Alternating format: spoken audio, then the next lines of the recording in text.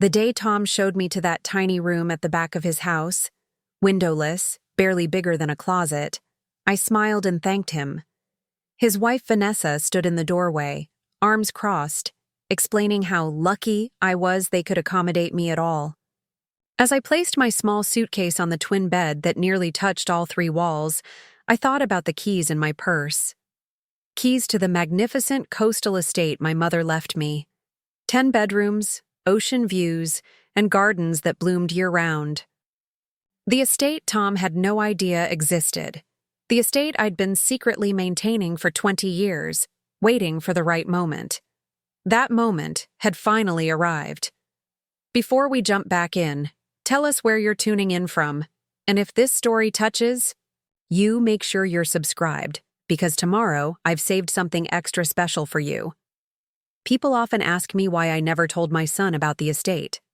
The truth is complicated, like most important things in life. Robert and I married young. I was 22, fresh out of nursing school, bright-eyed and determined to change the world one patient at a time. He was 24, already climbing the corporate ladder at Pacific Northwest Bank with ruthless ambition. We were opposites in many ways, but the attraction was magnetic. Within our first year of marriage, Tom was born. Those early years were beautiful chaos. I juggled night shifts at Mapleton Community Hospital with the exhausting demands of caring for an infant. Robert worked late, building his career with single-minded focus. We bought a modest 2-bedroom house in the suburbs of Portland, stretching our finances thin but feeling like we were building something meaningful. Until the day everything changed. Tom was 7 when Robert's mother passed away. Amelia Martinez had always been kind to me, despite her concerns that I wasn't ambitious enough for her golden boy. What none of us had known was that Amelia came from old money, the kind of wealth that stays quiet for generations. She left everything to Robert, the historic Martinez estate in Astoria, overlooking the Pacific, and a fortune in family investments. Suddenly, Robert was wealthy beyond anything we'd imagined. Almost overnight, he changed. The nice suburban home wasn't good enough. My nursing salary became pocket change in his eyes. The man who once kissed me goodbye every morning started looking through me as if I were glass. I found the lipstick on his collar 6 months later. Such a cliché that I almost laughed when I saw it. Bright red against crisp white cotton. When confronted, Robert didn't even bother denying it. Diane understands me, Ellie. She has vision, ambition. She knows how to live in my world. Diane Wilcox, interior designer to Portland's elite. Widowed young, left with 2 children and a determination to never struggle financially again. She'd been hired to redecorate the estate. Instead, she redecorated my life. The divorce was ugly. Robert leveraged his new connections, hired attorneys I couldn't afford to match. I refused to fight dirty in front of Tom, who was confused and hurting. In the end, I settled for less than I deserved, our modest house and enough support to finish raising our son. Robert took his inheritance and his new life, relocating to the estate with Diane and her children, Jason and Megan. Tom was devastated. At 8 years old, he couldn't understand why his father chose a new family. "Why doesn't Daddy want us anymore?" He'd cry at night, his small body shaking with sobs I couldn't soothe. Those moments broke something inside me, watching my child suffer rejection from the person who should love him most unconditionally. I threw myself into compensating for Robert's absence. I worked double shifts to ensure Tom never felt the financial strain. I attended every school event, coached his soccer team despite knowing nothing about the sport, helped with science projects late into the night. My own needs, friendships, dating, even simple rest, all fell away. Tom became my world. What Robert never knew was that his mother had a secret of her own. 2 weeks after the divorce finalized, I received a letter from Amelia's attorney. Before her death, she had quietly transferred ownership of a second family property into my name alone. For my grandson's future, The accompanying note read in Amelia's elegant script. Robert has enough. This is for Tom when the time is right. Until then, it is yours, Eleanor. The second estate was actually the original Martinez family home, larger and more beautiful than the one Robert inherited. 10 bedrooms, 7 bathrooms, sitting on 20 acres of coastal land. A fortune in real estate, placed entirely in my name. I visited it in secret, standing in awe at the foot of the grand staircase, wondering what to do with this unexpected gift. My first instinct was to sell it, to use the money to give Tom everything Robert's absence had taken from him.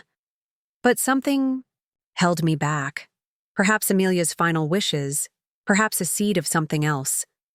Instead, I kept it private, hiring a management company to maintain the property using a portion of my nursing income.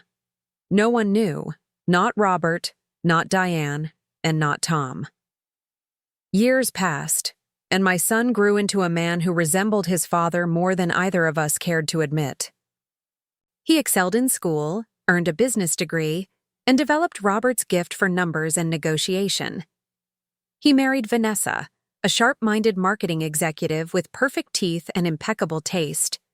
They built their life in Mapleton, buying a sprawling house in the most prestigious neighborhood. Their children, Emma and Liam, attended private schools and took lessons in everything from piano to competitive swimming. Tom built a successful real estate business, and I felt a complex pride watching him flourish. Yet something troubled me as the years progressed. The warm, sensitive boy who once cried in my arms began to disappear, replaced by a man who measured success in square footage and account balances. His calls became less frequent, our conversations shorter. When we did speak, he'd interrupt. My stories to take business calls, his attention always divided. I retired from nursing at 62 after 35 dedicated years at Mapleton Community Hospital. My colleagues threw a beautiful party, sharing stories of lives we'd saved together, families we'd comforted. Tom was supposed to attend, but canceled last minute. A can't-miss showing for a luxury property? I smiled through my disappointment, as I had so many times before. 3 years into my retirement, disaster struck. An electrical fire gutted my home while I was volunteering at the community center. I lost nearly everything: clothes, furniture, photographs, mementos of Tom's childhood. The insurance would eventually pay out, but rebuilding would take time. I needed somewhere to stay. Tom and Vanessa offered to take me in, and I was touched by their generosity, until I arrived at their home and discovered what taking me in actually meant. "We've prepared a space for you, Mom," Tom said, leading me through the house, past 4 empty guest bedrooms, past the spacious home office Vanessa used for occasional work calls, past the meditation room neither of them ever entered. He stopped at a door near the laundry room. "It's cozy, but it should work for now." The room had been a storage closet. Tom and Vanessa had cleared out their Christmas decorations and exercise equipment, squeezing in a twin bed and a small dresser. There was no window, poor ventilation, and barely enough space to turn around. The walls were still lined with utility shelves. The kids use the bathroom across the hall, but they're good about not monopolizing it in the mornings, Vanessa explained with a tight smile. "We thought you'd appreciate being on the ground floor. No stairs with your knee." My knee was perfectly fine. I'd run a half marathon the previous year. "Dinner's at 6, Tom added, checking his watch. "Vanessa has the children on a strict schedule. We'd appreciate if you could respect our household routines." I nodded, swallowing the lump in my throat. This was my son, the little boy I'd raised alone, the child I'd sacrificed everything for. And this tiny, airless room was all the space he could find for me in his 5,000-square-foot home. For 2 months, I lived in that glorified closet. I cooked elaborate meals that Vanessa criticized for being too carb-heavy. I cared for Emma and Liam after school while Tom and Vanessa worked late, helping with homework and listening to their stories. I did laundry, cleaned bathrooms, and maintained their immaculate garden. Tasks that had previously fallen to their housekeeper, whom they let go the week after I moved in. It just makes sense, Tom explained. You're here anyway, and you've always enjoyed keeping busy. I said nothing, remembering the years I'd worked 16-hour shifts before coming home to clean our house and prepare Tom's meals and school lunches. The years I'd gone without new clothes, so he could have the latest sneakers. The birthdays I'd celebrated alone because he was too busy with his new life. The final straw came during a dinner with Robert and Diane. Yes, that Robert and that Diane, the pair who had shattered our family 25 years earlier. Apparently, they had maintained a relationship with Tom throughout the years. My son had hidden their regular meetings from me, knowing how deeply their betrayal had wounded me. Dad and Diane are coming for dinner tonight, Tom announced one morning, as if discussing the weather. They're bringing Jason and Megan, too. I froze, coffee cup suspended halfway to my lips. Your father? Here? Tom sighed with impatience. Yes, Mom. We have dinner with them every few months. They're family. Family. The word cut through me like glass. Robert hadn't paid a single child support payment after Tom turned 16. Preparing and narrating this story took us a lot of time, so if you are enjoying it, subscribe to our channel. It means a lot to us. Now back to the story. He'd missed graduations, birthdays, and Tom's wedding. He hadn't visited once during Tom's hospitalization after a serious car accident in college, but he was family. I'd prefer not to be here, I said quietly. Don't be dramatic, Vanessa interjected from behind her tablet. It's one dinner. You're both adults. Besides, the kids are excited to see everyone together. That evening, I sat at the far end of Tom's dining table, watching as Robert, now silver-haired but still handsome, charmed my grandchildren with stories and gifts. Diane looked immaculate in designer clothes, her surgically enhanced face frozen, in a perpetual expression of pleasant surprise. Jason and Megan, now in their 30s with successful careers Robert had financed, chatted amicably with Tom about vacation properties and investment opportunities. I said little, observing instead. I noticed how Tom laughed too loudly at Robert's jokes, how Vanessa touched Diane's arm when admiring her jewelry, how Emma and Liam competed for Robert's attention, while barely acknowledging my presence. Most of all, I noticed how they had formed a unit that excluded me, the only person who had never left Tom's side. After dessert, as coffee was served, Robert raised his glass. A toast, he announced, eyes crinkling with practiced warmth. To family. To success. And to new beginnings. Everyone clinked glasses. Diane smiled directly at me for the first time that evening. Eleanor, she said, her voice smooth as silk. Robert and I were just saying how fortunate you are to have Tom and Vanessa taking care of you. Not everyone is so lucky in their old age. Old age. I was 65, 3 years younger than Diane herself. Actually, Robert added, setting down his wineglass, we've been discussing that very topic. Tom mentioned you're struggling with the stairs and maintenance at your old place, even before the fire. I shot a confused look at Tom. I had never complained about stairs or maintenance. My son avoided my eyes. We know a wonderful assisted living community, Diane continued. Very exclusive, excellent care. Robert and I would be happy to help with the arrangements and costs, as a gift, of course. The table fell silent. I looked around at their faces, expectant, already decided. They have a room available next month, Tom said finally. We thought, with the house gone, it might be easier than rebuilding. You wouldn't have to worry about anything. They had planned this.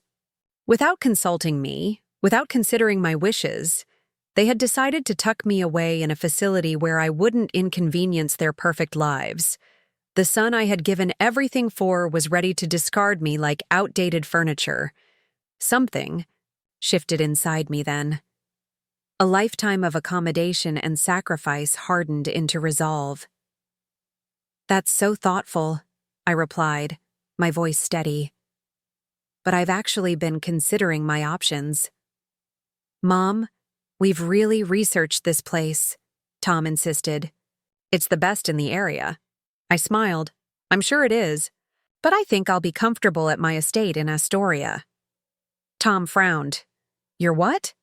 My estate, I repeated. The original Martinez family home. 10 bedrooms, oceanfront property. Your grandmother left it to me when she died. The silence that followed was absolute.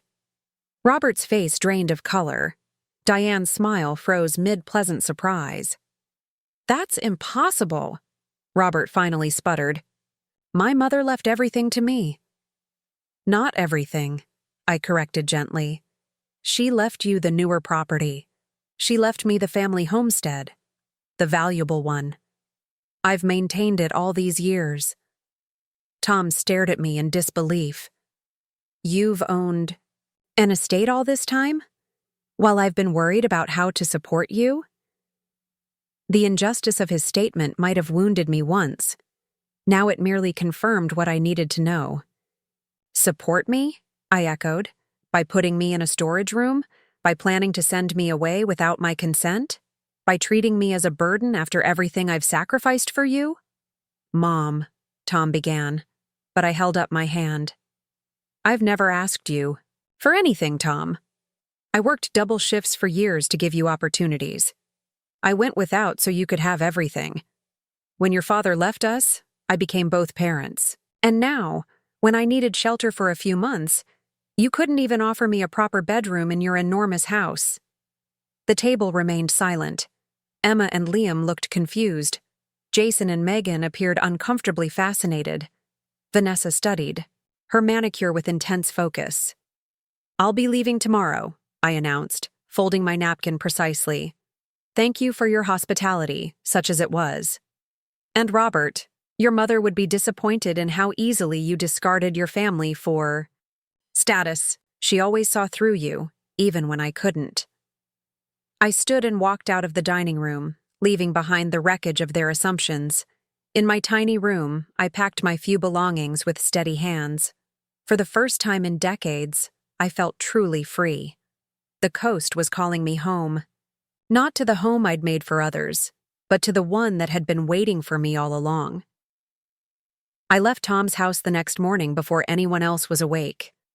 The soft gray light of dawn was just breaking over Mapleton as I wheeled my suitcase down the silent driveway. For a moment, I paused at the edge of the property and looked back at the imposing structure.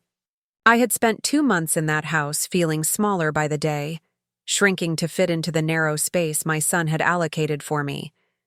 Now, standing outside with nothing but a suitcase and the keys to my future, I felt myself expanding, growing, back into my full height. I had called a taxi service the night before. The driver, a kind-faced woman in her 50s, raised her eyebrows when I gave her the address in Astoria, nearly 2 hours away. Long trip, she commented as we pulled away from the curb. Special occasion? You could say that, I replied, watching Tom's house disappear behind us. I'm going home for the first time.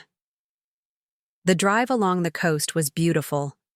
As the city fell away behind us, replaced by towering evergreens and glimpses of the Pacific, I felt decades of tension melting from my shoulders. I hadn't realized how tightly I'd been holding myself together until I finally allowed myself to relax. We arrived in Astoria just before 9. When the driver turned through the ornate iron gates of the Martinez estate, she whistled low under bow. Her breath. You sure this is the right address, ma'am? I smiled. Quite sure. The driveway curved gracefully through manicured gardens before revealing the house itself. A grand Victorian mansion with sweeping verandas and intricate woodwork, gleaming white against the backdrop of ocean and sky. Perched on a bluff overlooking the Pacific, it commanded views that stretched for miles in every direction. Jonas, the property manager I'd hired years ago, was waiting on the front steps. A tall man in his 70s with a weathered face and kind eyes, he'd been caring for the estate since Amelia's time. He helped with my suitcase and gave me a warm, surprised smile. "Didn't expect to see you in person, Mrs. Martinez. You usually just call for the quarterly reports." "Things have changed, Jonas. I'll be living here now." If he was surprised, he didn't show it. He simply nodded and led me inside, walking me through rooms I had only visited briefly over the years. The grand entryway with its soaring ceiling and crystal chandelier. The formal dining room that could seat 20. The library with floor-to-ceiling bookshelves filled with first editions. The sunroom overlooking the rose garden. Each bedroom, more beautiful than the last, decorated in period-appropriate furnishings that Amelia had collected throughout her lifetime. "Everything has been maintained exactly as you instructed," Jonas explained as we toured the upper floors. "The cleaning service comes twice weekly. Gardens are tended daily. All systems were updated 5 years ago, as you approved." I ran my hand along a polished banister, marveling at the quality of the woodwork. This magnificent place had been mine for 25 years, yet I had never truly claimed it. I had been too busy surviving, too focused on supporting Tom, too afraid of what embracing this inheritance might change in me. "The master suite is this way," Jonas said, opening a set of double doors at the end of the hall. The bedroom was breathtaking, spacious and bright, with tall windows framing the ocean view. A 4-poster bed dominated one wall, draped in luxurious linens. A sitting area with a small fireplace occupied another corner. The ensuite bathroom featured a clawfoot tub positioned to enjoy the same stunning vista. "Will this be suitable, Mrs. Martinez?" Jonas asked, a hint of amusement in his voice as he took in my odd expression. "It's perfect," I whispered. After 2 months in a converted storage room, this felt like a dream. After Jonas left, promising to return the next day to address any concerns, I stood alone in the grand house that was suddenly, truly mine. The silence wrapped around me, not the stifling quiet of trying not to disturb Tom and Vanessa's household routines, but a peaceful stillness that invited contemplation. I unpacked my meager belongings, my few salvaged clothes looking lost in the massive walk-in closet. Then I did something I hadn't done in decades. I took a long, leisurely bath in the middle of the day, soaking in the tub while watching seagulls wheel over the ocean. No schedule to keep. No one's needs to attend to but my own. That evening, I sat on the veranda with a glass of wine, watching the sunset paint the sky in shades of pink and gold. My phone had been buzzing throughout the day. Tom, finally noticing my absence. Vanessa, probably annoyed that breakfast hadn't been prepared. Perhaps even Robert, wondering about the estate I'd kept hidden all these years. I silenced the device without checking the messages. Whatever crises they were experiencing, they would have to manage without me. For the first time in my adult life, I wasn't available to solve everyone else's problems. The following days passed, in a gentle rhythm of discovery and reflection. I explored every room of the estate, familiarizing myself with its layout and quirks. I walked the grounds, learning the paths through the gardens and down to the private beach below the bluff. I sat in different spots throughout the day, tracking how the light moved through the house from dawn until dusk. A week into my new life, I finally checked my messages. 23 missed calls, 47 texts, most from Tom. Their tone, evolving from annoyed, "Mom, where are you? The kids need dropping off at school," to concerned, "Mom, seriously, this isn't funny," to angry, "I can't believe you'd just disappear like this after everything we've done for you," to finally, reluctantly contrite, "Please just let me know you're okay." I sent a single text in response. "I'm fine. Living at my estate. Need time alone." His reply came instantly. "We need to talk about this estate situation. Dad says it's impossible. When can I come see you?" Not, "I'm sorry." Not, "I miss you." Just concern about property and assets. Robert's son, through and through. Not, "Yet," I replied. "I'll contact you when I'm ready." Then I silenced his number and continued my day. Jonas introduced me to the local shopkeepers and service providers who had been maintaining the estate for years. They all greeted me with surprise and respect.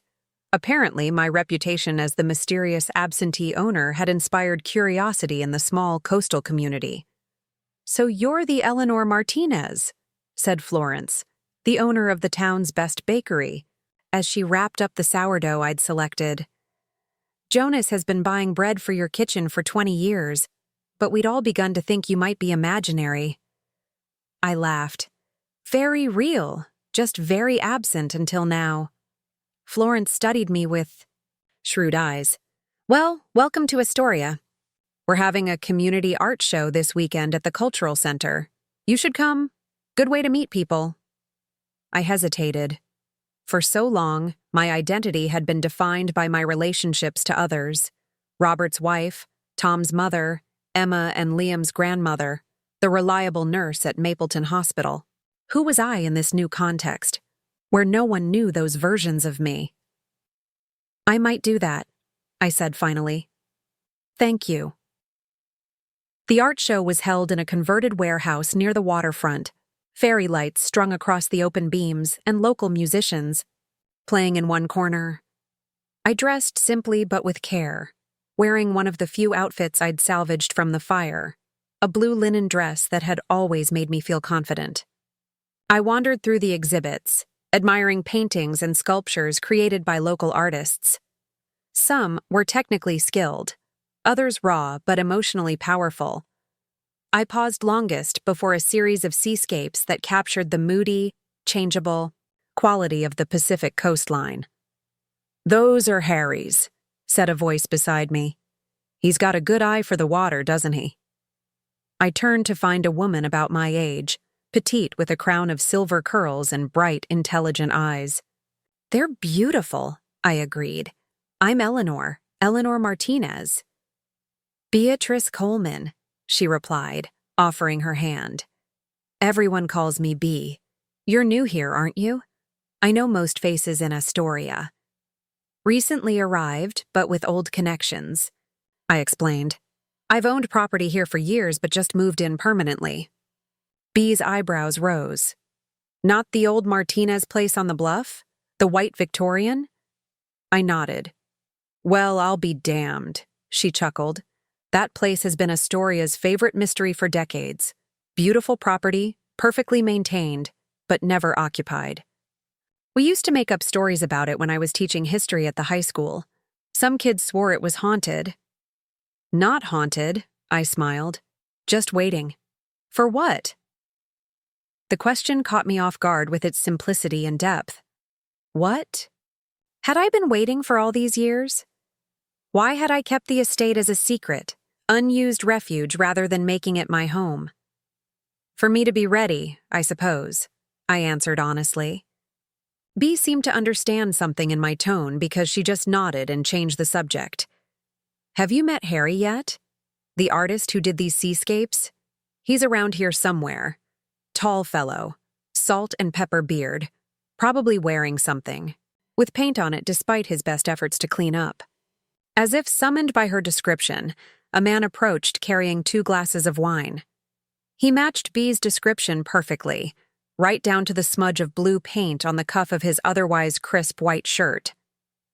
"Bea, I brought you that Pinot you like," he said, handing her one of the glasses. Then he noticed me. "Oh, sorry. I didn't realize you were chatting with someone." "Harry, this is Eleanor Martinez," Bea said with a meaningful look. "She's the owner of the mysterious Victorian, on the bluff." Harry's eyes widened slightly. "The White House? Really? I've painted that place a dozen times from different angles. The way the light hits it at sunset is incredible." He extended his free hand. "Harry Winters, mediocre artist, decent architect, excellent tour guide if you need one."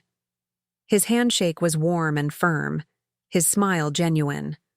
Up close, I could see laugh lines around his eyes and a comfortable ease in his posture that spoke of someone at peace with himself.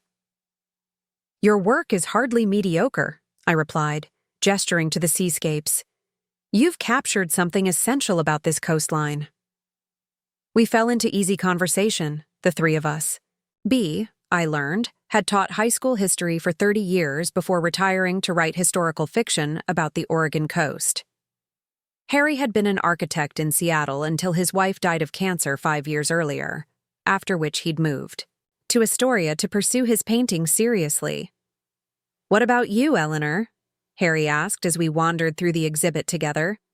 What brought you to actually move into your mystery house after all this time? A house fire, I said, and a storage room.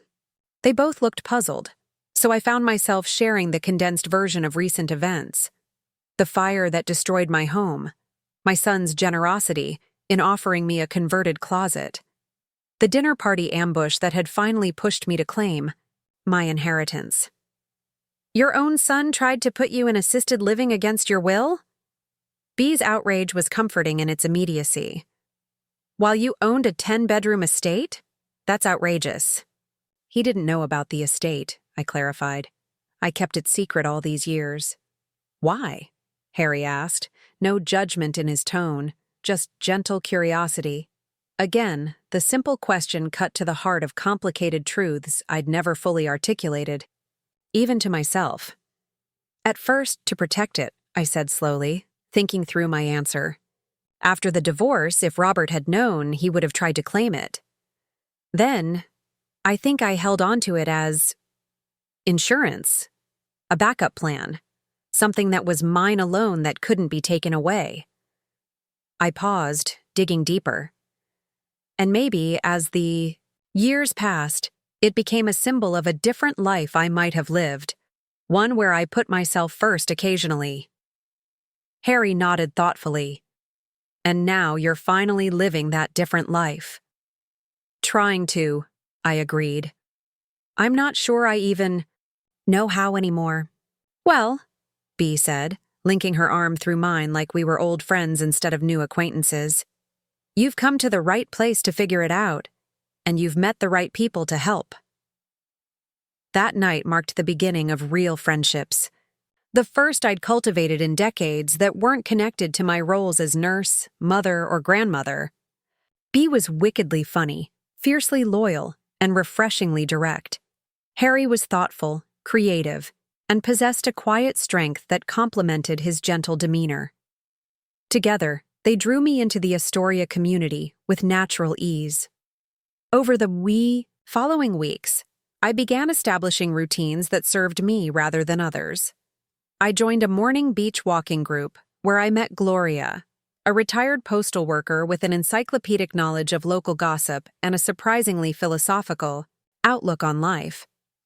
I signed up for watercolor classes at the community center, discovering a latent talent I'd never had time to explore. I volunteered at the local maritime museum, where my organizational skills were appreciated without being exploited. Jonas continued managing the estate, but I gradually took more interest in its operation. I learned about the heritage roses in the garden, helped plan seasonal maintenance, and began selecting small updates to make the house more distinctly mine. I replaced heavy drapes with lighter fabrics that allowed more natural light. I converted one of the spare bedrooms into a painting studio. I filled vases with fresh flowers from the garden and placed them throughout the house. 2 months after my departure from Tom's house, Robert appeared at my gates. I was in the garden cutting hydrangeas when Jonas approached, looking uncomfortable. Mrs. Martinez, your ex-husband is at the gate. I've told him you're not receiving visitors, but he's insistent. My stomach tightened, but I refused to let old anxieties reclaim me. Thank you, Jonas. I'll handle it. I took my time finishing with the flowers, arranging them carefully in my basket before making my way to the front of the property. Robert's luxury sedan was idling outside the gates, and I could see him pacing alongside it, phone pressed to his ear. When he spotted me approaching, he ended his call abruptly. Even at a distance, I could see the tension in his posture, the familiar signs of barely contained anger. I stopped on my side of the gate, making no move to open it. Robert, I acknowledged coolly. This is unexpected. Eleanor, he replied, his voice tight with forced politeness. You've been ignoring my calls. Yes. My simple agreement seemed to throw him. Robert had always relied on my willingness to engage, to explain, to justify. My calm refusal to do so now visibly unsettled him. This situation is ridiculous, he continued after an awkward pause. We need to discuss this property. There's nothing to discuss. The estate belongs to me. Your mother left it to me legally and explicitly. The documentation is impeccable. My mother would never have... But she did, I interrupted. Amelia saw how you operated even before you left us for Diane. She wanted to ensure Tom would be provided for regardless of your choices. She entrusted that responsibility to me. Then the property should go to Tom, Robert argued, his face flushing. That was clearly her intention. I smiled slightly. Amelia specified that the property was mine to use and dispose of as I saw fit. She trusted my judgment regarding when or if Tom might inherit. This is absurd. You've been hiding millions in assets while collecting alimony. I never asked for alimony after the initial settlement, I reminded him. I supported Tom on my nursing salary, and I've maintained this property with my own money. You have no claim here, Robert, nor does Tom at present. Robert's facade of calm cracked. You know I could challenge this in court. You could try, I agreed. But Amelia's attorney was very thorough, and your mother understood you better than you think. The trust documentation explicitly anticipated and protected against precisely that scenario. For a moment, I saw uncertainty flicker across his face. Then his expression hardened. Does it make you happy, being vindictive after all these years, punishing Tom for my choices? The accusation might once have wounded me, triggered my instinct to soothe and accommodate. Now I merely raised an eyebrow. I'm not punishing anyone. Robert, I'm finally living my own life instead of orbiting around others. If that inconveniences you or challenges your assumptions, that's not my concern. Tom is distraught, he tried, changing tactics. He feels betrayed. Interesting, I replied. That's exactly how I felt when he offered me a storage room. While planning to ship me off to assisted living against my wishes, Robert had the grace to look uncomfortable. That was Vanessa's idea. You know how she is. And Tom agreed. He's a grown man responsible for his own choices, just as I am now responsible for mine. I turned to leave, finished with the conversation, but Robert called after me. Eleanor, wait. What do you want? There must be something. Money? An apology? What would it take to resolve this reasonably? I paused, considering his question seriously. What did I want? The answer emerged with surprising clarity. Time, I said, looking back at him. I want time to live on my terms without demands, or expectations from you or Tom. I've spent my entire adult life accommodating others' needs. Now I'm prioritizing my own. And then what? Robert pressed. Then we'll see, I said simply. Goodbye, Robert. I walked back toward the house, leaving him standing at the gates. For the first time in our long history, I didn't look back to see if he was okay. Didn't worry about his feelings. Didn't try to smooth things over. The liberation in that small act was profound. Later that afternoon, Bea and Harry arrived for our planned picnic on the beach. I told them about Robert's visit as we spread a blanket on the sand. The audacity of that man, Bea huffed, unpacking containers of food. Showing up unannounced after 25 years to make demands. It's very Robert, I agreed, finding I could now discuss my ex-husband with a detachment that would have been impossible months earlier. He's always believed he's entitled to whatever he wants. Harry handed me a glass of lemonade. And Tom takes after him in that regard? In some ways, I admitted. But there's more to Tom than that. Somewhere under the ambition and materialism, is the sensitive boy who used to bring me wildflower bouquets and draw elaborate get-well cards for my patients. I sighed, looking out at the ocean. I just don't know if that part of him still exists, or if it's been entirely overshadowed. People can surprise you, Harry said thoughtfully. Sometimes circumstances strip away the accumulated layers of who we think we're supposed to be, revealing who we actually are underneath. Is that what happened to you after your wife died? I asked gently. He nodded. Catherine and I built a good life together. Successful careers, beautiful home, busy social calendar. Then she got sick, and suddenly none of that mattered. During those final months, I realized how much of my identity was wrapped up in external markers of success. After she was gone, I had to figure out who I was without those things. He gestured toward the horizon. Turns out I'm just a guy who likes to paint the ocean and build furniture with his hands. I understood exactly what he meant. All these years, I'd defined myself by my relationships and responsibilities. Eleanor the nurse, Eleanor the mother, Eleanor the ex-wife, Eleanor the grandmother.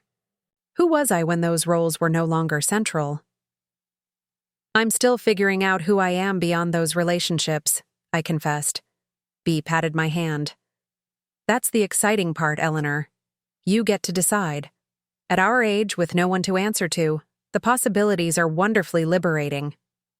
That evening, after my friends had gone, I walked alone on the beach as the sun set. The tide was coming in, waves curling and crashing against the shore in rhythmic succession. I thought about Harry's words regarding who we are beneath our accumulated identities. Who was I really? What did I want from this unexpected chapter of life? The answers didn't come all at once, but I felt the first stirrings of possibility.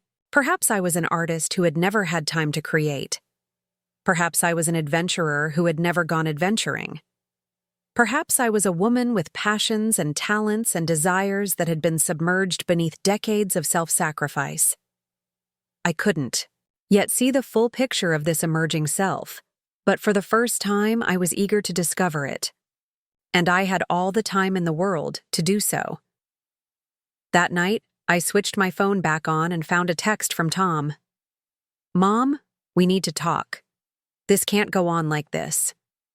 I considered ignoring it, as I had his other messages. But something had shifted in me during my conversation with Robert. I no longer felt the need to hide or avoid. I was standing firmly in my truth now. You're right, I replied. But I'm not ready yet. I'll contact you when I am. Please respect that. His response came quickly. Fine, but know that Dad is talking about legal action. He won't succeed, I wrote back. Your grandmother made sure of that. And Tom? I hope someday you'll understand that this isn't about punishing you. It's about finally valuing myself. I sent the message and put the phone away, not waiting for his reply.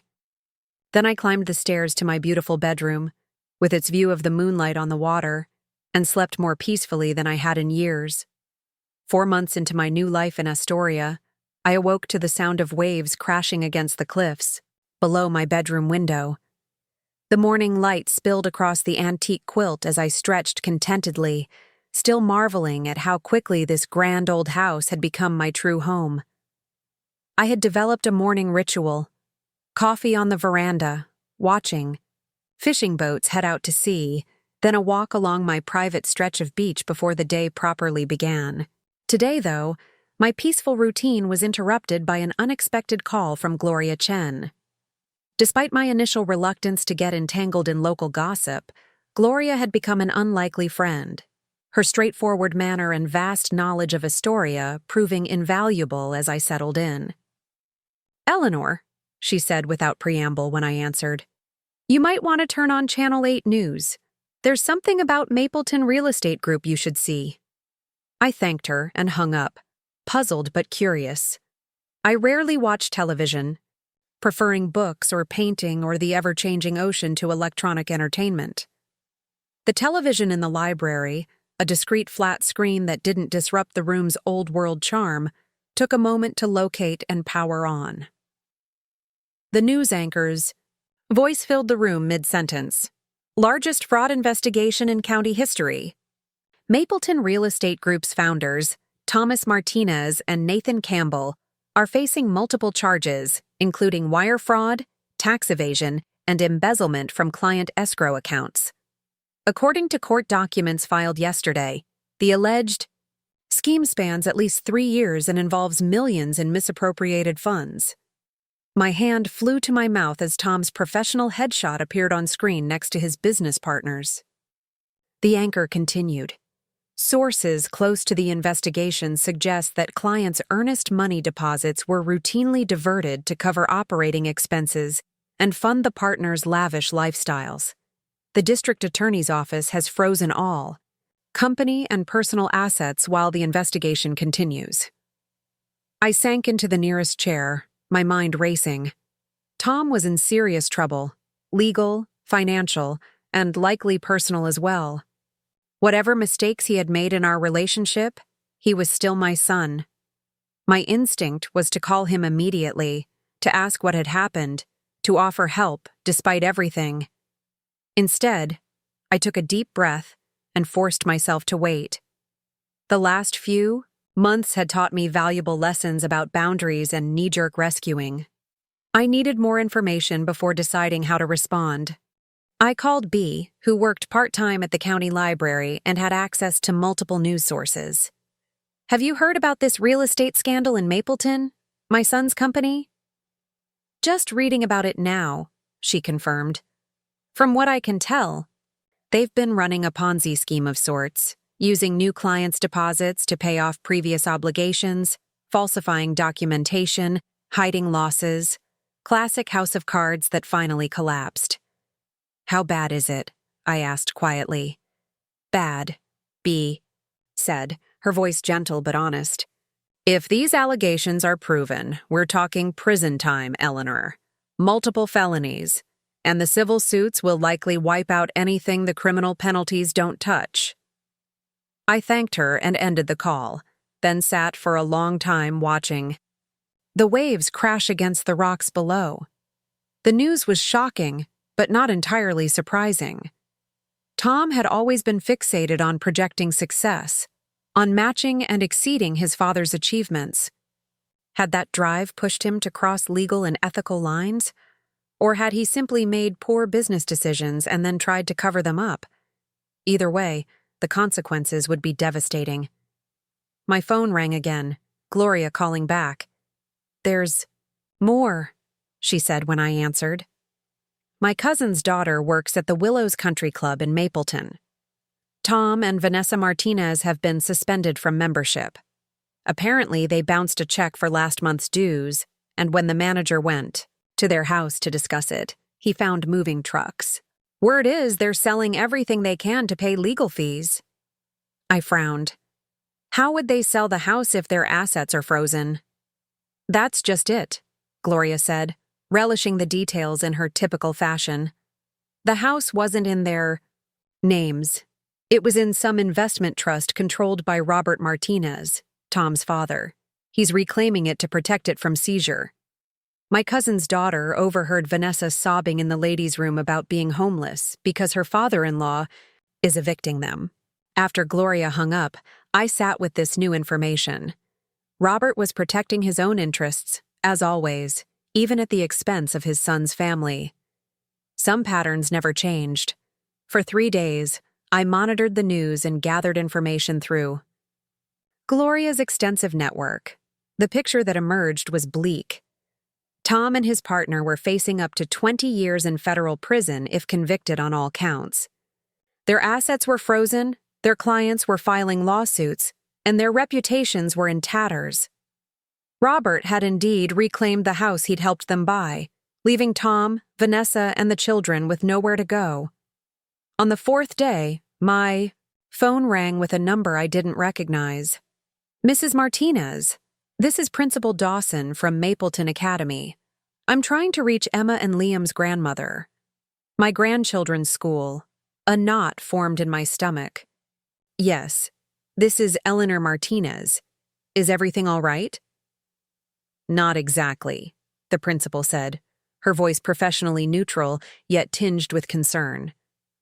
The children have been absent for 3 days without explanation. Given the circumstances, with their parents that have been in the news, we're concerned about their welfare. You're listed as an emergency contact, and I wondered if you might have information about their whereabouts. The school didn't know where my grandchildren were. The implications hit me like a physical blow. I haven't spoken to my son or his family in several months, I admitted. But I'll try to find out where they are and make sure the children are all right. Please do, the principal said. And Mrs. Martinez? The children's tuition for the remainder of the year has not been paid. If they do return, there may be financial matters to address before they can continue attending.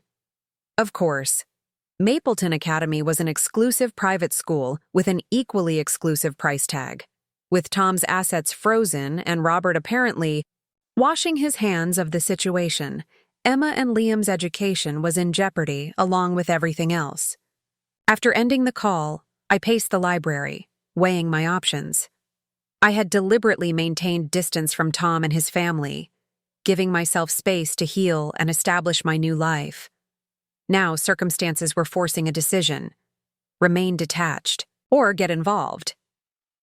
The choice, when I examined it honestly, wasn't really a choice at all. Whatever had transpired between Tom and me, Emma and Liam were innocent children caught in an adult catastrophe. They were my grandchildren, and they needed help. I called Tom's cell phone. It went straight to voicemail. I tried Vanessa with the same result. Either they were avoiding calls or their service had been disconnected.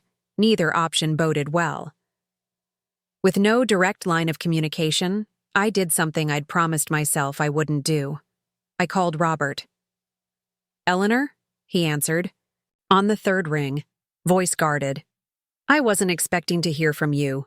"I'm not calling about the estate," I clarified immediately. "I need to know where Tom and his family are staying. The children haven't been to school in days." A heavy sigh came through the line.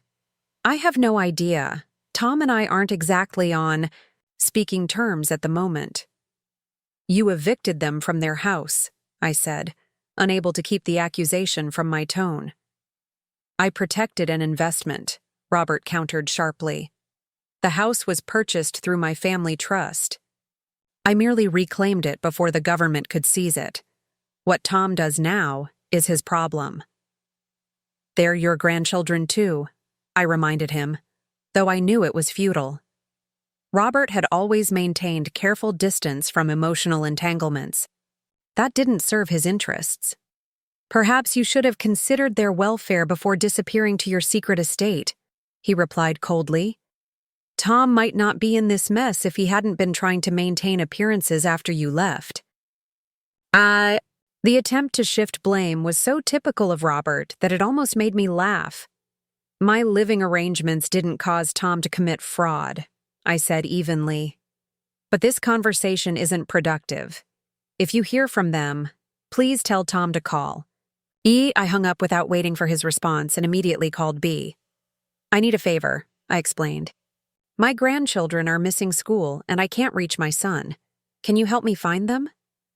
B, with her extensive local connections and research skills, was the perfect person to ask. "I'm on it," she promised. "If they're still in Mapleton, we'll find them."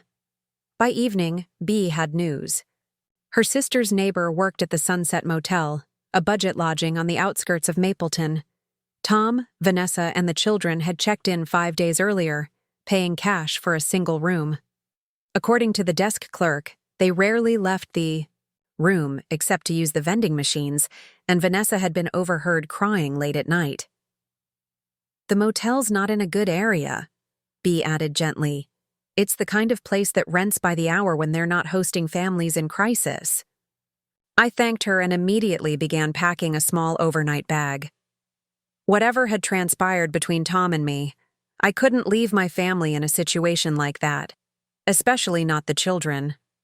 I might have needed time and space to heal, but Emma and Liam needed stability and safety. "Are you sure about this?" Harry asked when I called to let him know I'd be away for a few days. In the months since we'd met, he'd become someone I trusted implicitly, a friend whose perspective I valued. No, I admitted. But I'm sure I can't do nothing.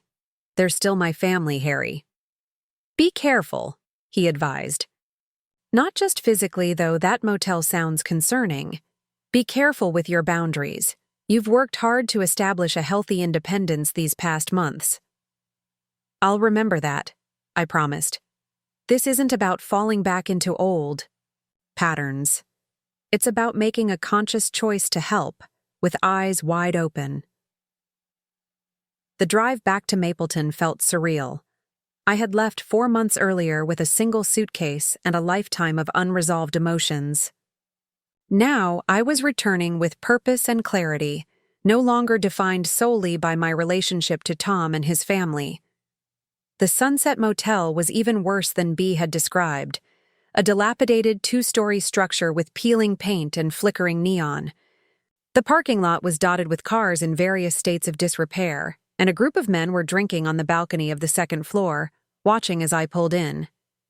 I parked as close as possible to room 118, the unit Bea had identified, and locked my car carefully before approaching the door.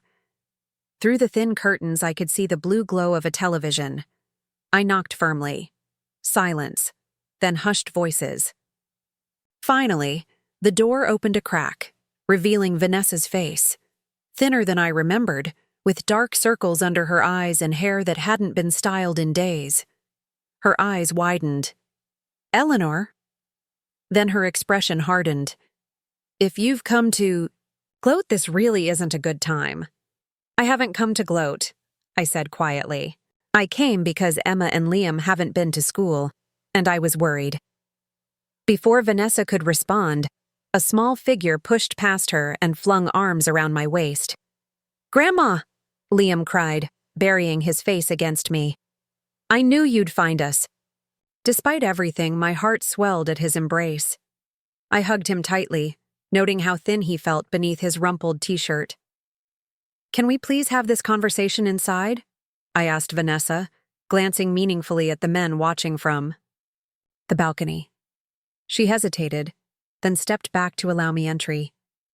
The motel room was small and dingy, with 2 double beds that clearly housed all 4 of them. Fast food wrappers overflowed the tiny trash can. A stack of manila folders and legal papers covered the wobbly desk. Emma sat cross-legged on one bed, her school tablet in her lap, glancing up with a mixture of surprise and wariness. Where's Tom? I asked, noticing his absence. Meeting with yet another attorney, Vanessa replied bitterly. Not that it matters. They all say the same thing. He's going to prison unless he can produce $2 million to make restitution before the criminal case proceeds. I surveyed the dismal room, my heart aching for my grandchildren living in these conditions. How long have you been here? 5 days, Emma volunteered when Vanessa didn't answer. Since Grandpa Robert took our house back. We're fine, Vanessa insisted, though everything about their situation contradicted her words. We just need to regroup. Why aren't the children in school? I asked. Vanessa's composure cracked slightly. Because we can't afford the tuition anymore. Because we can't buy new uniforms or school supplies. Because I don't have a car to drive them since the Range Rover was repossessed. Take your pick. I knelt beside Liam, who was still clutching my hand. Are you hungry, sweetheart? When's the last time you had a proper meal? We had McDonald's yesterday, he said, then added in a whisper, but I'm really hungry now. That settled it. Pack your things, I said, standing up. All of you. You're coming with me. Vanessa stiffened. We don't need charity, especially not from you. This isn't charity, I replied evenly. It's family helping family. The children need stability, proper meals, and to be back in school. You need a safe place to figure out next steps. So we can come stay in your little apartment? Vanessa asked sarcastically. 4 of us crammed into your spare bedroom? No, I said. You'll come to my estate in Astoria. 10 bedrooms, remember? Plenty of space for everyone to have privacy while you sort things out." Vanessa's expression cycled through disbelief, suspicion, and finally, desperate hope. "Why? Would you help us after how we treated you?" It was a fair question, one I had asked myself during the drive. "Because holding grudges hurts everyone involved," I said simply. "And because Emma and Liam deserve better than this." "Mom will never agree," Emma said, speaking up from her position on the bed. "She and Dad say you betrayed them by hiding your money all these years." "I didn't hide money," I corrected gently. "I owned property that was left to me. There's a difference." "Your father will be back soon," Vanessa said, clearly torn. "We should wait and ask him." "Call him," I suggested. "Tell him where you'll be. He can join you when he's ready." I turned to the children. "In the meantime, let's get you two packed up and find some dinner on the way." "How does that sound?" "Really good," Liam said emphatically. "Can we have pizza?" For the first time, I saw Vanessa's mask of stubborn pride crack completely. She watched her son's excited response to the simple offer of a decent meal, and tears filled her eyes. "Okay," she whispered, nodding almost imperceptibly. "We'll come. At least until we figure something else out." 2 hours later, I led a subdued procession through the gates of the Martinez estate. Vanessa, Emma, and Liam had been largely silent during the drive, overwhelmed by their rapid change in circumstances and perhaps by the physical evidence of my betrayal, though I still rejected that characterization. Jonas met us at the door, his face carefully neutral as I introduced my daughter-in-law and grandchildren. I had called ahead to ask him to prepare rooms and a late dinner. "Welcome to Shell Cliff House," he said formally, using the estate's proper name. "I've prepared the East Wing bedrooms with adjoining baths for the young lady and gentleman, and the blue suite for Mrs. Martinez. Dinner will be served in the small dining room whenever you're ready." Emma and Liam stood in the grand entryway, gaping at the crystal chandelier, the sweeping staircase, the priceless artwork.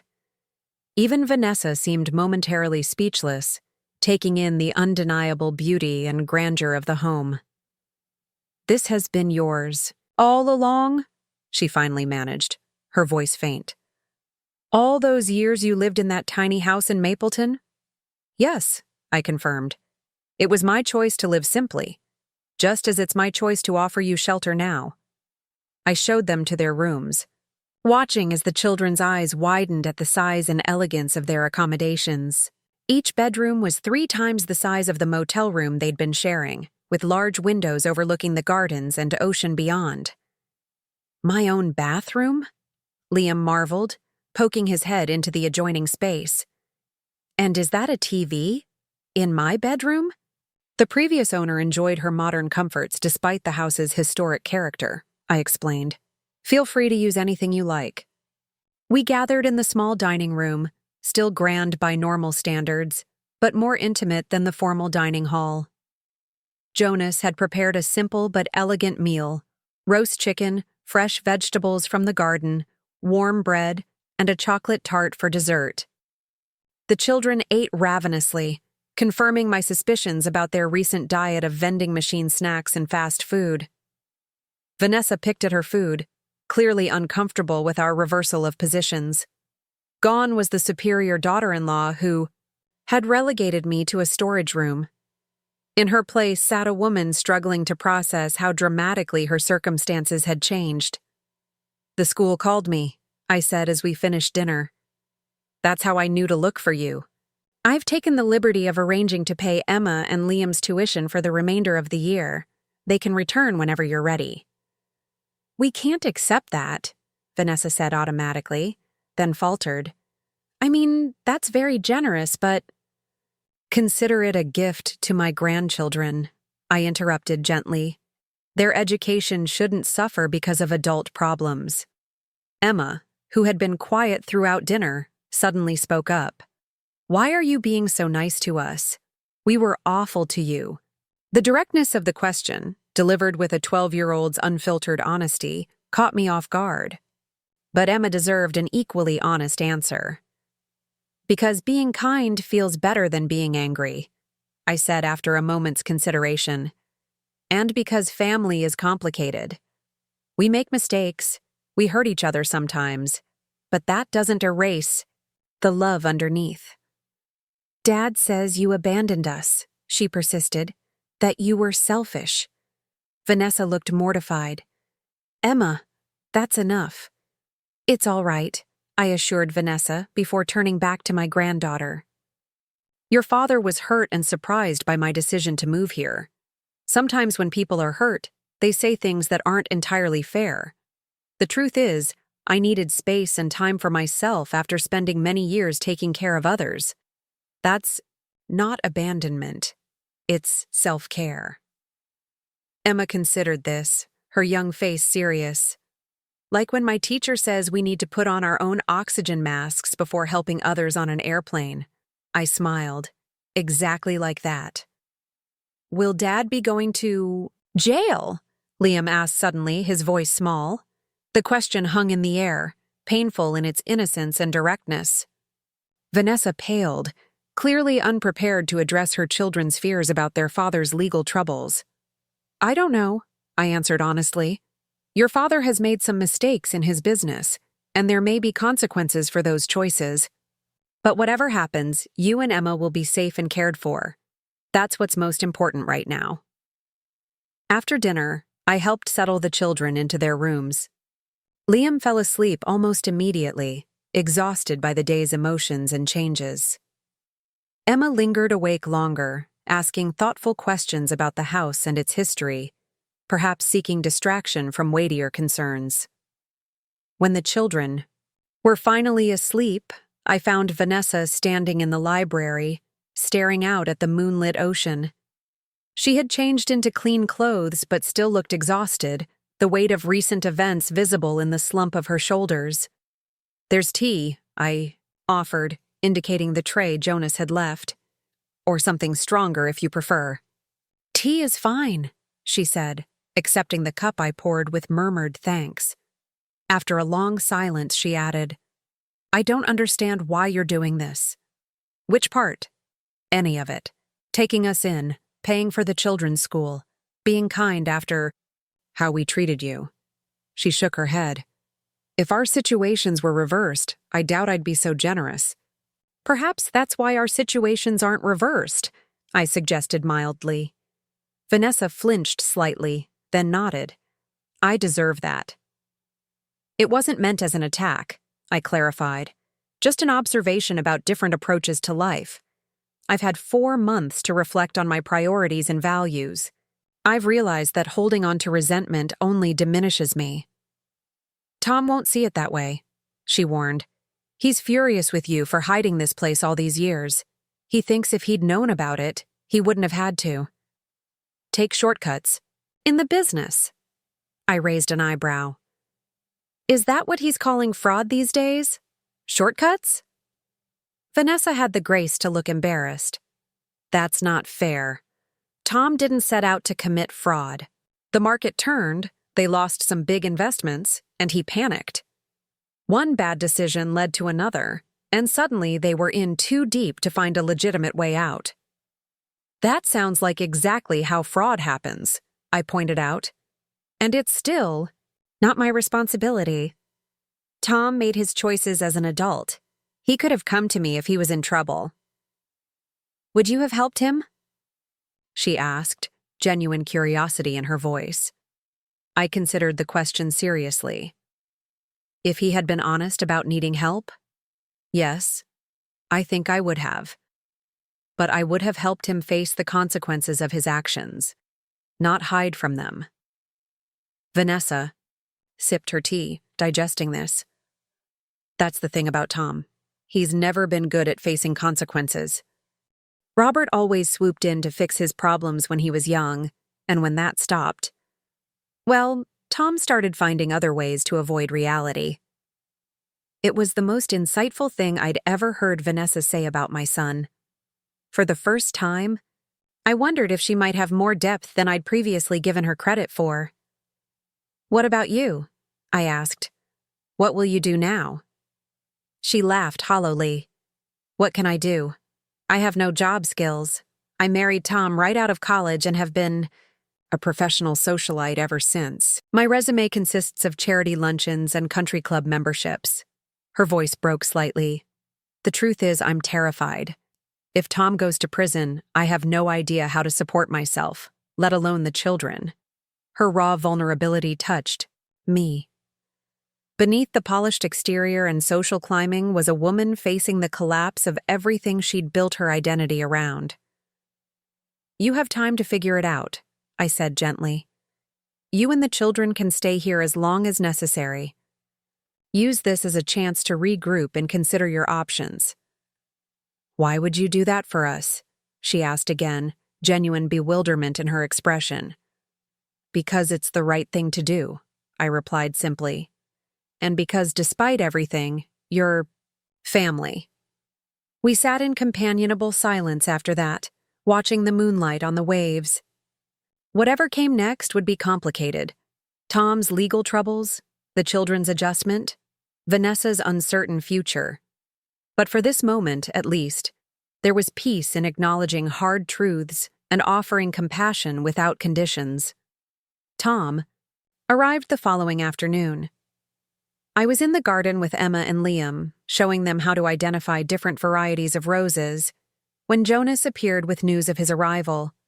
The children raced inside immediately, eager to see their father.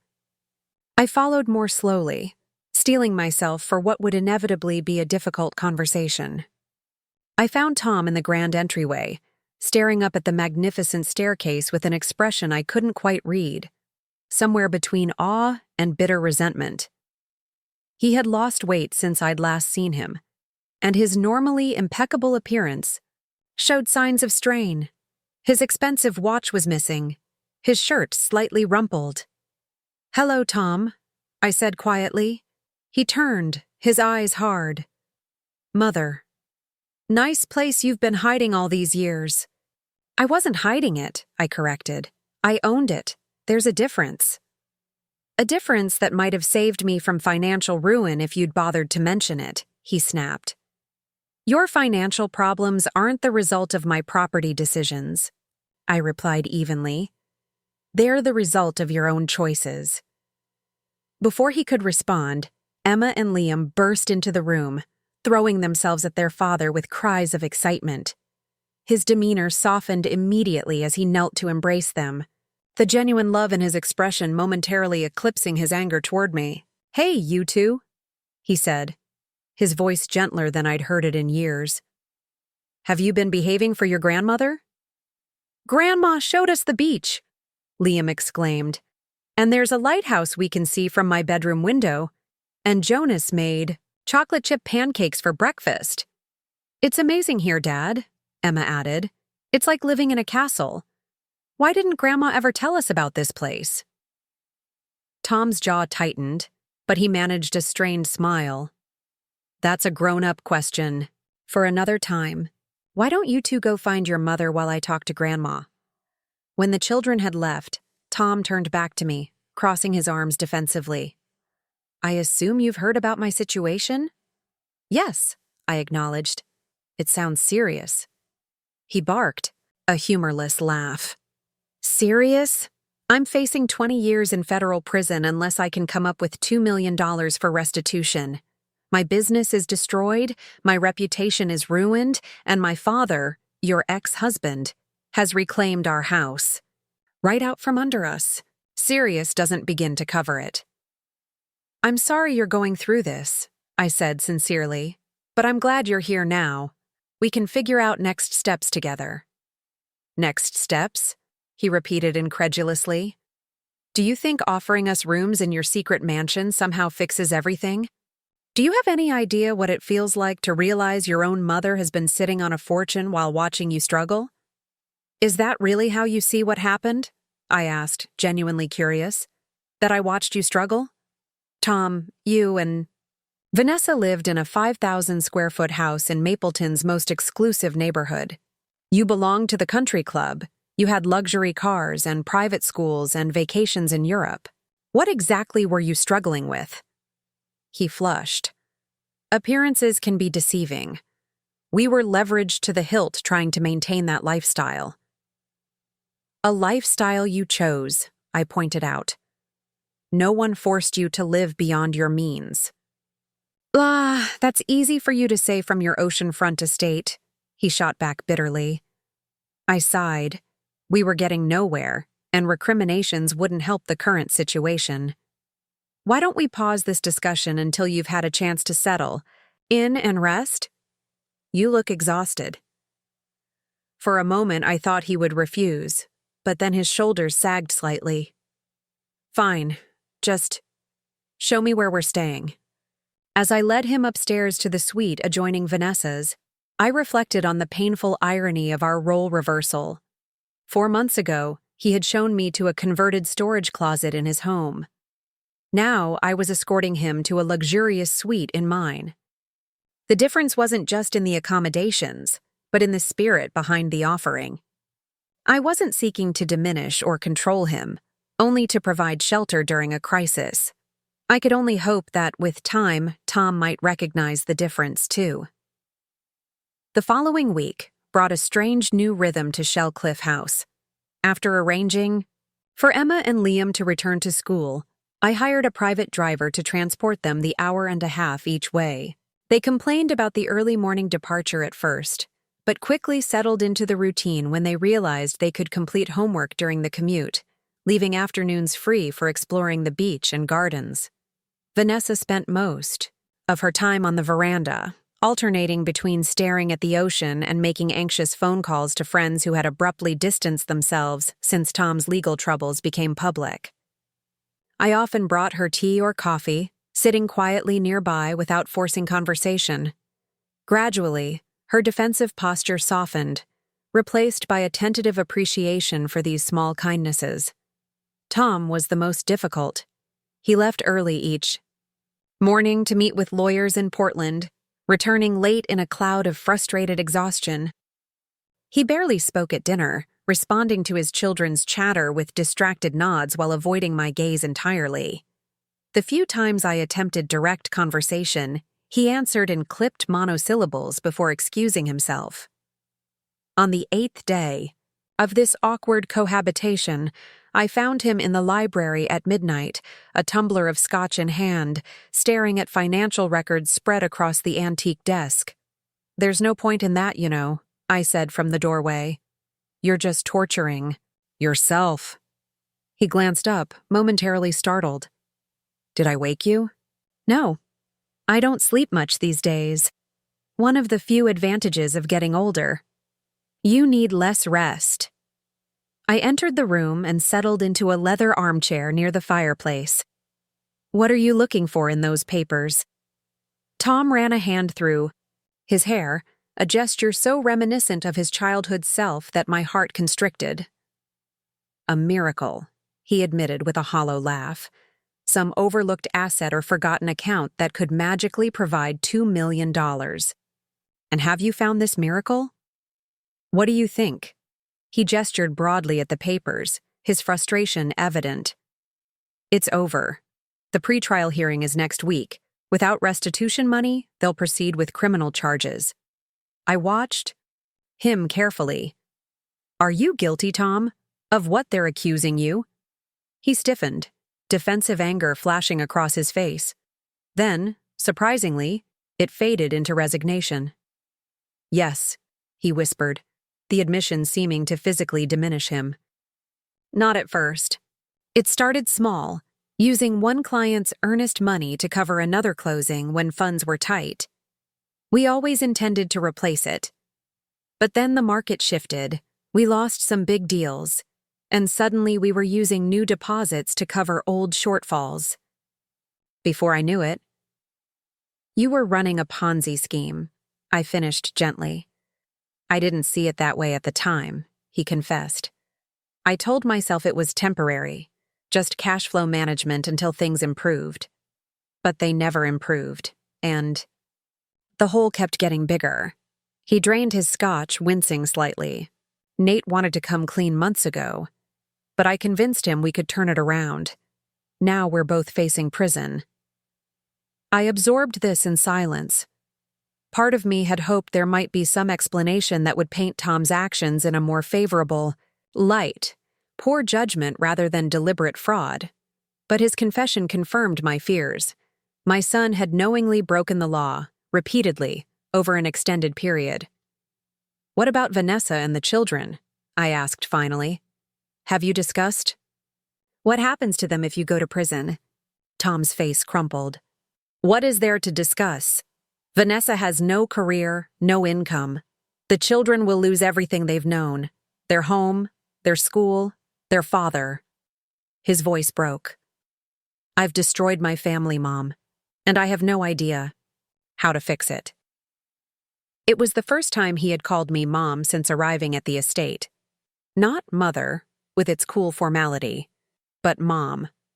The name he had used as a child when he needed comfort or reassurance. "Tom," I said carefully, "what would you do if you could avoid prison? If this legal situation somehow resolved, what then?" He looked confused by the question. "What do you mean?" "I'd rebuild, obviously. Find a new career, since real estate is finished for me, support my family, try to make amends. Even if that meant starting modestly, living within more limited means?" He considered this, then nodded slowly. "I've learned my lesson about chasing appearances. The past week in this motel room from hell taught Emma more about gratitude than all our years of privilege. When I saw how excited they were about getting pizza, something I'd never have even considered a treat before, I realized how warped our priorities had become. I studied my son's face, searching for truth in his words. There was genuine regret. There, certainly. But was it regret for his actions or merely for being caught? And was his newfound perspective on materialism sincere or simply a convenient attitude in his current circumstances? "You hurt me deeply, Tom," I said quietly. "When I needed shelter after the fire, you offered me a storage room while living, in a house with multiple empty bedrooms.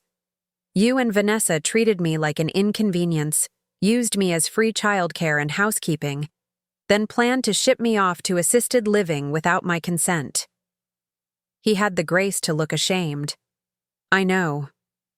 It was wrong. More than wrong," I continued. "It was cruel. After everything I sacrificed to raise you alone, after working double shifts for years to give you opportunities, after putting your needs ahead of my own for decades, that was how you repaid me."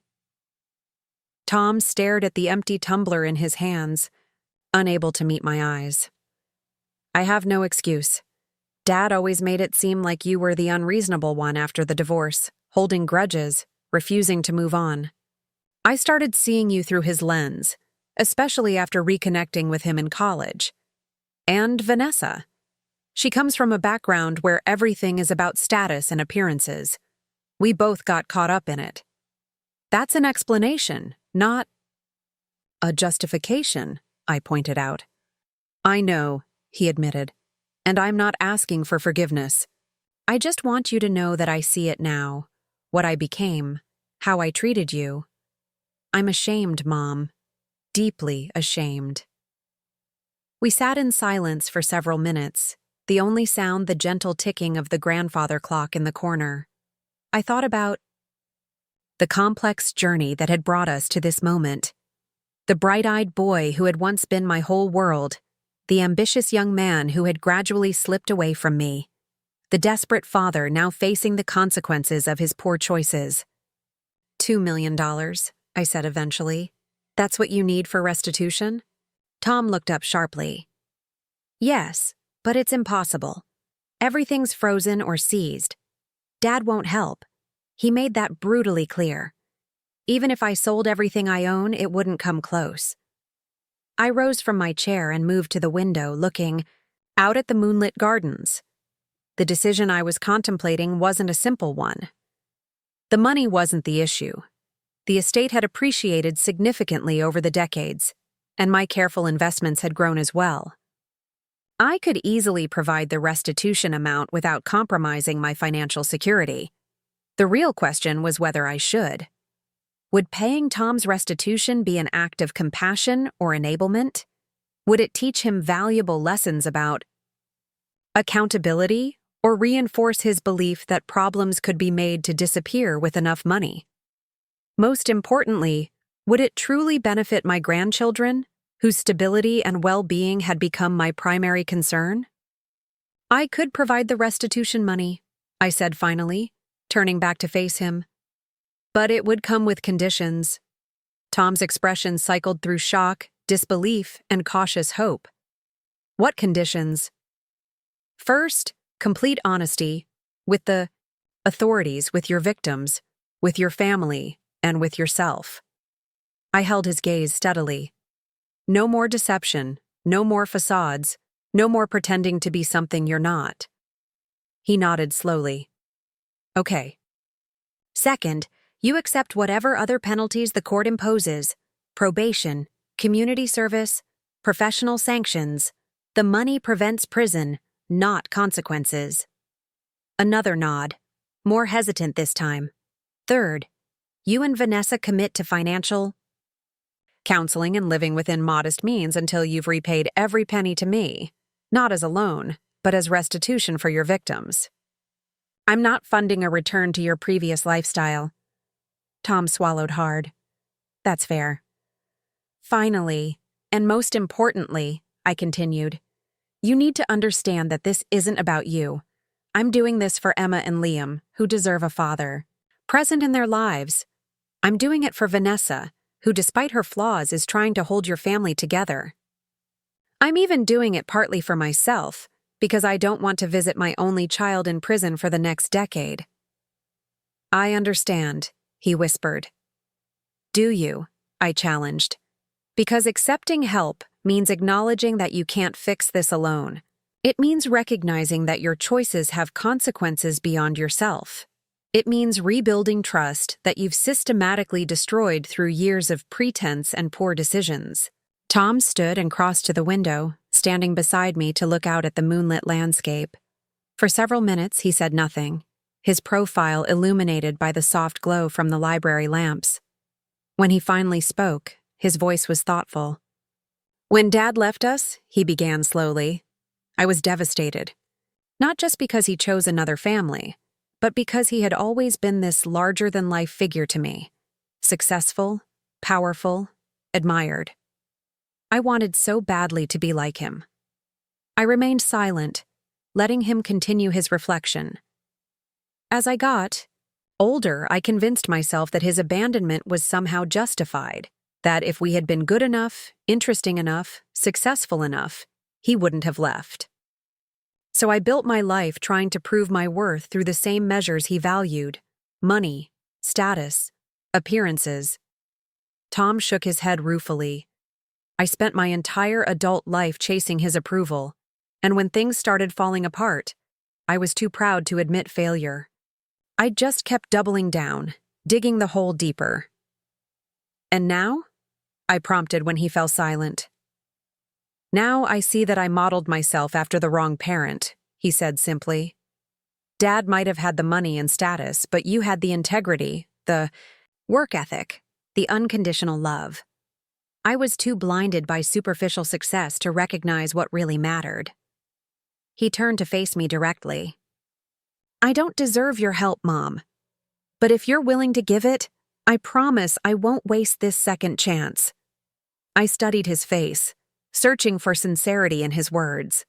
There was genuine remorse there, perhaps even the beginning of true self-awareness. Whether it would last beyond the current crisis remained to be seen. I'll transfer the money tomorrow, I decided. Your attorney can present it at the pretrial hearing.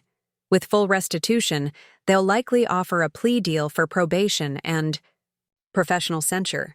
Relief washed over his features, followed immediately by something else. Not the entitled gratitude I had feared, but a solemn recognition of the gravity of the moment. Thank you, he said quietly. I know words are cheap right now, but I promise I'm going to work every day to be worthy of this. Start by telling Vanessa and the children the truth, I advised. All of it. No more pretending, no more facades. They deserve honesty, especially now. He nodded, acknowledging the difficult conversation ahead. As he turned to leave, I called after him. Tom, this is your one reset. There won't be another. I understand, he replied, and for the first time since he was a child, I believed him. The following morning, I authorized the transfer of funds to the escrow account Tom's attorney had established for potential restitution. The sum, $2 million plus legal fees, represented a significant portion of my liquid assets, though the estate itself remained my primary financial security. Harry called as I was finishing the paperwork in my study. In the chaos of Tom's arrival and subsequent discussions, I hadn't spoken to my friends in nearly 2 weeks. Eleanor? Harry's warm voice filled the line. Bea and I were getting worried. How are things with your family? Complicated, I admitted, glancing out the window to where Vanessa sat on the veranda, her posture suggesting the weight of a difficult conversation. Tom must be telling her about our arrangement. They're staying here for now while we sort through Tom's legal troubles. And how's that going for you? Harry asked, his concern evident even across the distance. You're maintaining your boundaries? I considered the question seriously. Yes, I think so. I've offered help, but with clear conditions. It's different this time. I'm choosing to engage rather than being pulled in against my will. That's good to hear, he said. Just remember what you've learned these past months. You can support without sacrificing yourself. I'm trying to keep that balance, I assured him.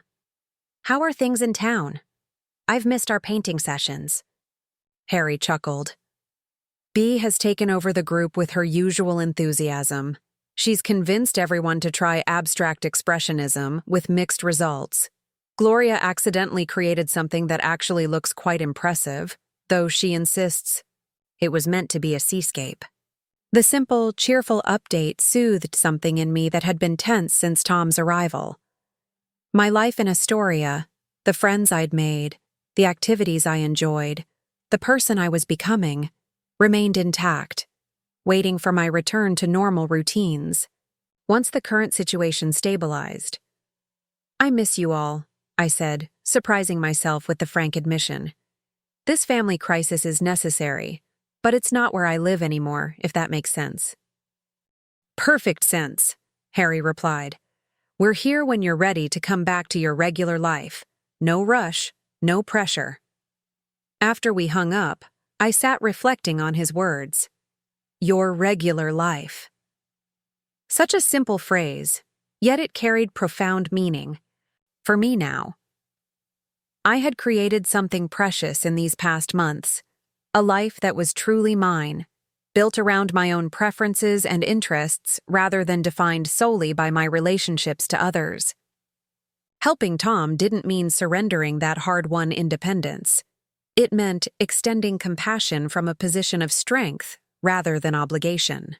Later that afternoon, I found Vanessa sitting alone on a bench in the rose garden, her expression troubled as she watched Emma and Liam playing on the lawn below. May I join you? I asked, pausing a respectful distance away. She nodded, moving slightly to make room. Tom told me about your offer, about the conditions. And how do you feel about it? I kept my tone neutral, curious rather than defensive. Vanessa sighed, smoothing an invisible wrinkle from her slacks. Grateful, humiliated, relieved, angry. Take your pick. She glanced sideways at me. Mostly, I feel like I don't know who I am anymore. The perfect society wife with the perfect house and perfect family? That's gone. So who am I now? That's a powerful question, I acknowledged. One I've been asking myself these past months. And have you found an answer? I smiled. Not a complete one. But I've discovered I'm more than the roles I've played. Mother, nurse, ex-wife, grandmother. There's an Eleanor beneath all those identities who has her own preferences, talents, and desires. Must be nice to have that clarity, Vanessa murmured, watching as Liam attempted a cartwheel on the lawn. I feel like I'm just emptiness wrapped in designer clothes that I can no longer afford. The raw vulnerability in her voice touched me. Beneath the polished exterior and social climbing I had always disdained, there was a real person struggling with genuine pain. You're more than what you own or who you married, I said gently. You're Emma and Liam's mother. You've created 2 wonderful children. That alone is a significant achievement. They are pretty great, aren't they? A ghost of a smile crossed her face as we watched the children play. But what do I offer them now? What example do I set when I've spent my entire adult life defining success through material possessions and social status? Perhaps the most valuable example you can set is how to rebuild after failure, I suggested. How to find meaning beyond external validation. They're watching how you handle this crisis, Vanessa. They'll learn more from your resilience now than they ever did from your success. She considered this, absently twisting her wedding ring, one of the few valuable possessions she'd managed to keep. When Tom and I met in college, I was studying art history. I loved it. The stories behind the paintings, the cultural contexts, the technical elements. After we married, that all fell away. It seemed frivolous compared to climbing the social ladder. It's never too late to reclaim abandoned passions, I said, thinking of my own rediscovered love of painting. The Cultural Center in Astoria has an excellent art program. They're always looking for volunteer docents with knowledge of art history. You think someone would want me to volunteer? With Tom's scandal attached to my name? Astoria isn't Mapleton, I pointed out. People here don't know or care about Portland society gossip. They value contribution, not pedigree. Vanessa fell silent, considering this possibility. After a moment, she turned to look at me directly. Why are you being so kind to us? After everything, I still don't understand. It was a question she had asked before, but this time I sensed she was ready for a deeper answer.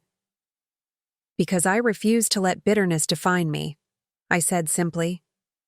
I spent too many years reacting to others' choices, Robert's abandonment, Tom's gradual estrangement, your family's dismissal of me. Moving here, claiming this estate, building a new life, that was the first truly independent choice I'd made in decades. And I discovered something important.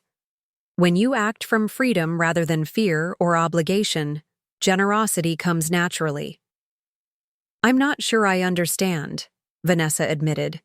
When I lived in your storage room, every kindness I offered came from a place of insecurity, trying to earn my keep, to justify my presence, to maintain my relationship with my grandchildren. It was desperate and depleting. Now, helping you comes from abundance.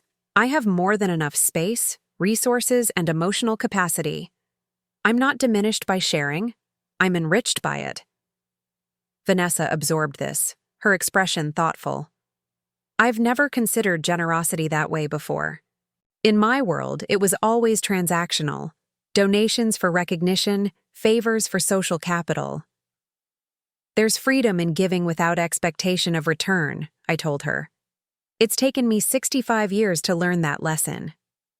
Our conversation was interrupted by Liam racing up the garden path, his face alight with excitement. Mom! Grandma! Come quick! Emma found a tide pool with starfish! Vanessa rose, extending a hand to help me up from the bench. A small but meaningful gesture of respect I wouldn't have expected from her weeks earlier. Shall we go see these starfish? Together, we followed Liam down to the beach, where Emma was crouched beside a rocky formation exposed by the retreating tide. In a small pool of seawater, several orange and purple starfish clung to the stone, their forms delicate yet resilient against the constant motion of the ocean. Aren't they amazing, Grandma? Emma asked, looking up at me with genuine wonder. The book in your library said they can regrow their arms if they lose one, like totally regenerate themselves. Nature is remarkably resilient, I agreed, kneeling carefully beside her despite my aging knees. Many creatures have the capacity to heal and rebuild after injury. Like people? She asked perceptively. I smiled at my granddaughter, struck by her insight. Yes, exactly like people. We all have more capacity for renewal than we realize. The pretrial hearing took place 3 days later. Tom returned to the estate late that evening, his expression a mixture of relief and sobriety as he gathered us in the library to share the outcome. The district attorney accepted the restitution payment and agreed to a plea deal, he explained. 3 years probation, revocation of my real estate license, 200 hours of community service, and continued cooperation with the investigation. He ran a hand through his hair, a gesture of lingering tension. No prison time. What about Nate? Vanessa asked, referring to his business partner. Similar deal, since his family also managed to arrange restitution. We both got lucky. Tom's gaze shifted to me, his expression grave. Lucky to have people willing to help despite our terrible choices. So what happens now? Emma asked from her perch on the window seat. At 12, she was old enough to understand the broad outlines of her father's troubles, though we had spared her the worst details. Tom moved to sit beside his daughter, taking her hand gently. Now we start over. More modestly, more honestly. We'll find a small place to rent while Dad works to repay Grandma and rebuild his career in something other than real estate. Can't we just stay here? Liam piped up from the floor, where he was playing with a model ship he'd found in one of the guest rooms. It's way better than that stinky motel, and Grandma has like 1 million extra rooms. The adults exchanged glances. We hadn't discussed long-term arrangements beyond the immediate crisis. That's Grandma's decision, Tom said carefully. We've already imposed enough. All eyes turned to me, waiting for my response. I had been considering this question myself over the past few days, weighing various options. I think, I said slowly, that there's a middle path here. The estate's carriage house was converted into a separate 3-bedroom cottage years ago. It's currently used for storage, but it could be cleared and renovated relatively quickly. You could stay there while you re-establish yourselves, close enough for support, but with your own space and independence. The offer surprised even me as I articulated it. A month ago, I would have been reluctant to have Tom and his family living on my property permanently. Now I found I genuinely wanted them nearby, not out of obligation, but from a desire to rebuild our relationship from a foundation of mutual respect. We couldn't possibly, Vanessa began automatically. Actually, I interrupted gently. You could. It would allow the children to remain in their current school, give you time to find your footing, and... I smiled at Emma and Liam, who were watching the adult conversation with eager attention. It would give me a chance to know my grandchildren better. Tom studied me carefully. Are you sure about this, Mom? You've worked hard to establish your independence here. I'm sure, I replied with genuine conviction. Independence doesn't have to mean isolation. I've learned that these past months through my friendships with Bea and Harry and others in Astoria. There's value in connection when it's built on healthy terms. Emma, ever the sensitive one, seemed to perceive the significance of this moment. She rose from the window seat and wrapped her arms around my waist in a spontaneous hug. Thank you, Grandma. Over her head, I met Tom's gaze. Something passed between us, not full reconciliation, but the beginning of understanding. We had a long way to go in rebuilding trust, but for the first time in years, I felt hopeful about our relationship's future. That night, I sat on my veranda watching the moonlight on the waves, reflecting on the strange journey that had brought me to this moment. 4 months ago, I had been relegated to a storage room in my son's house, treated as an inconvenience rather than a person with dignity and worth. Now I was offering sanctuary to that same son and his family, from a position of strength rather than subjugation. The difference wasn't just in our external circumstances, but in how I viewed myself. I was no longer defined solely by my relationship. Two others: Tom's mother, Robert's ex-wife, Emma and Liam's grandmother. I was Eleanor Martinez, a woman with her own passions, preferences, and purpose. My phone chimed with a text from Harry. "Painting group misses you. Whenever you're ready, your easel is waiting." I smiled, typing back, "Soon. Family matters progressing. Tell everyone hello." His response came quickly. "Take your time. True healing can't be rushed, for them or for you." With those words, of wisdom echoing in my mind, I turned my gaze back to the ocean. The tide was coming in, waves washing over the shore in eternal rhythm. Nature's reminder that everything changes, everything cycles, everything eventually finds its proper balance. For the first time in decades, I felt I was finding mine. 1 year can change everything. As I stood at the edge of the bluff watching the summer sunrise paint the Pacific in shades of gold and rose, I marveled at how much had transformed in the 12 months since Tom and his family had come to Shell Cliff House. The garden behind me was alive with activity, Jonas directing the caterers, Bea arranging flowers on the long tables we had set up on the lawn, Harry carefully hanging strings of lights between the ancient oak trees. Today was my 66th birthday, and for the first time in decades, I was celebrating properly. "Grandma, the cake just arrived," Emma called from the terrace. At 13, she had blossomed during her year at the coast, losing some of her city sophistication, but gaining a natural confidence that suited her far better. Her dark hair was pulled back in a simple braid, and she wore jeans with a paint-splattered t-shirt, evidence of the art lessons she had been taking with Harry and me. "I'll be right there," I called back, taking one last moment to appreciate the peaceful morning view. The solitude I had cultivated during my first months at Shell Cliff remained important to me. These quiet moments of reflection anchoring me amid the joyful chaos my life had become. The cottage renovation had been completed within 2 months of Tom's legal resolution. What had once been an oversized carriage house was now a comfortable 3-bedroom home, situated on the far edge of the property with its own garden and private access to the beach. Tom, Vanessa, and the children had settled in with a humility that still occasionally surprised me. As promised, Tom had honored our agreement to the letter. He worked diligently at the marine supply company in Astoria that had hired him despite his legal troubles, starting in the warehouse before gradually moving into sales. The position paid a fraction of his former income, but he never complained.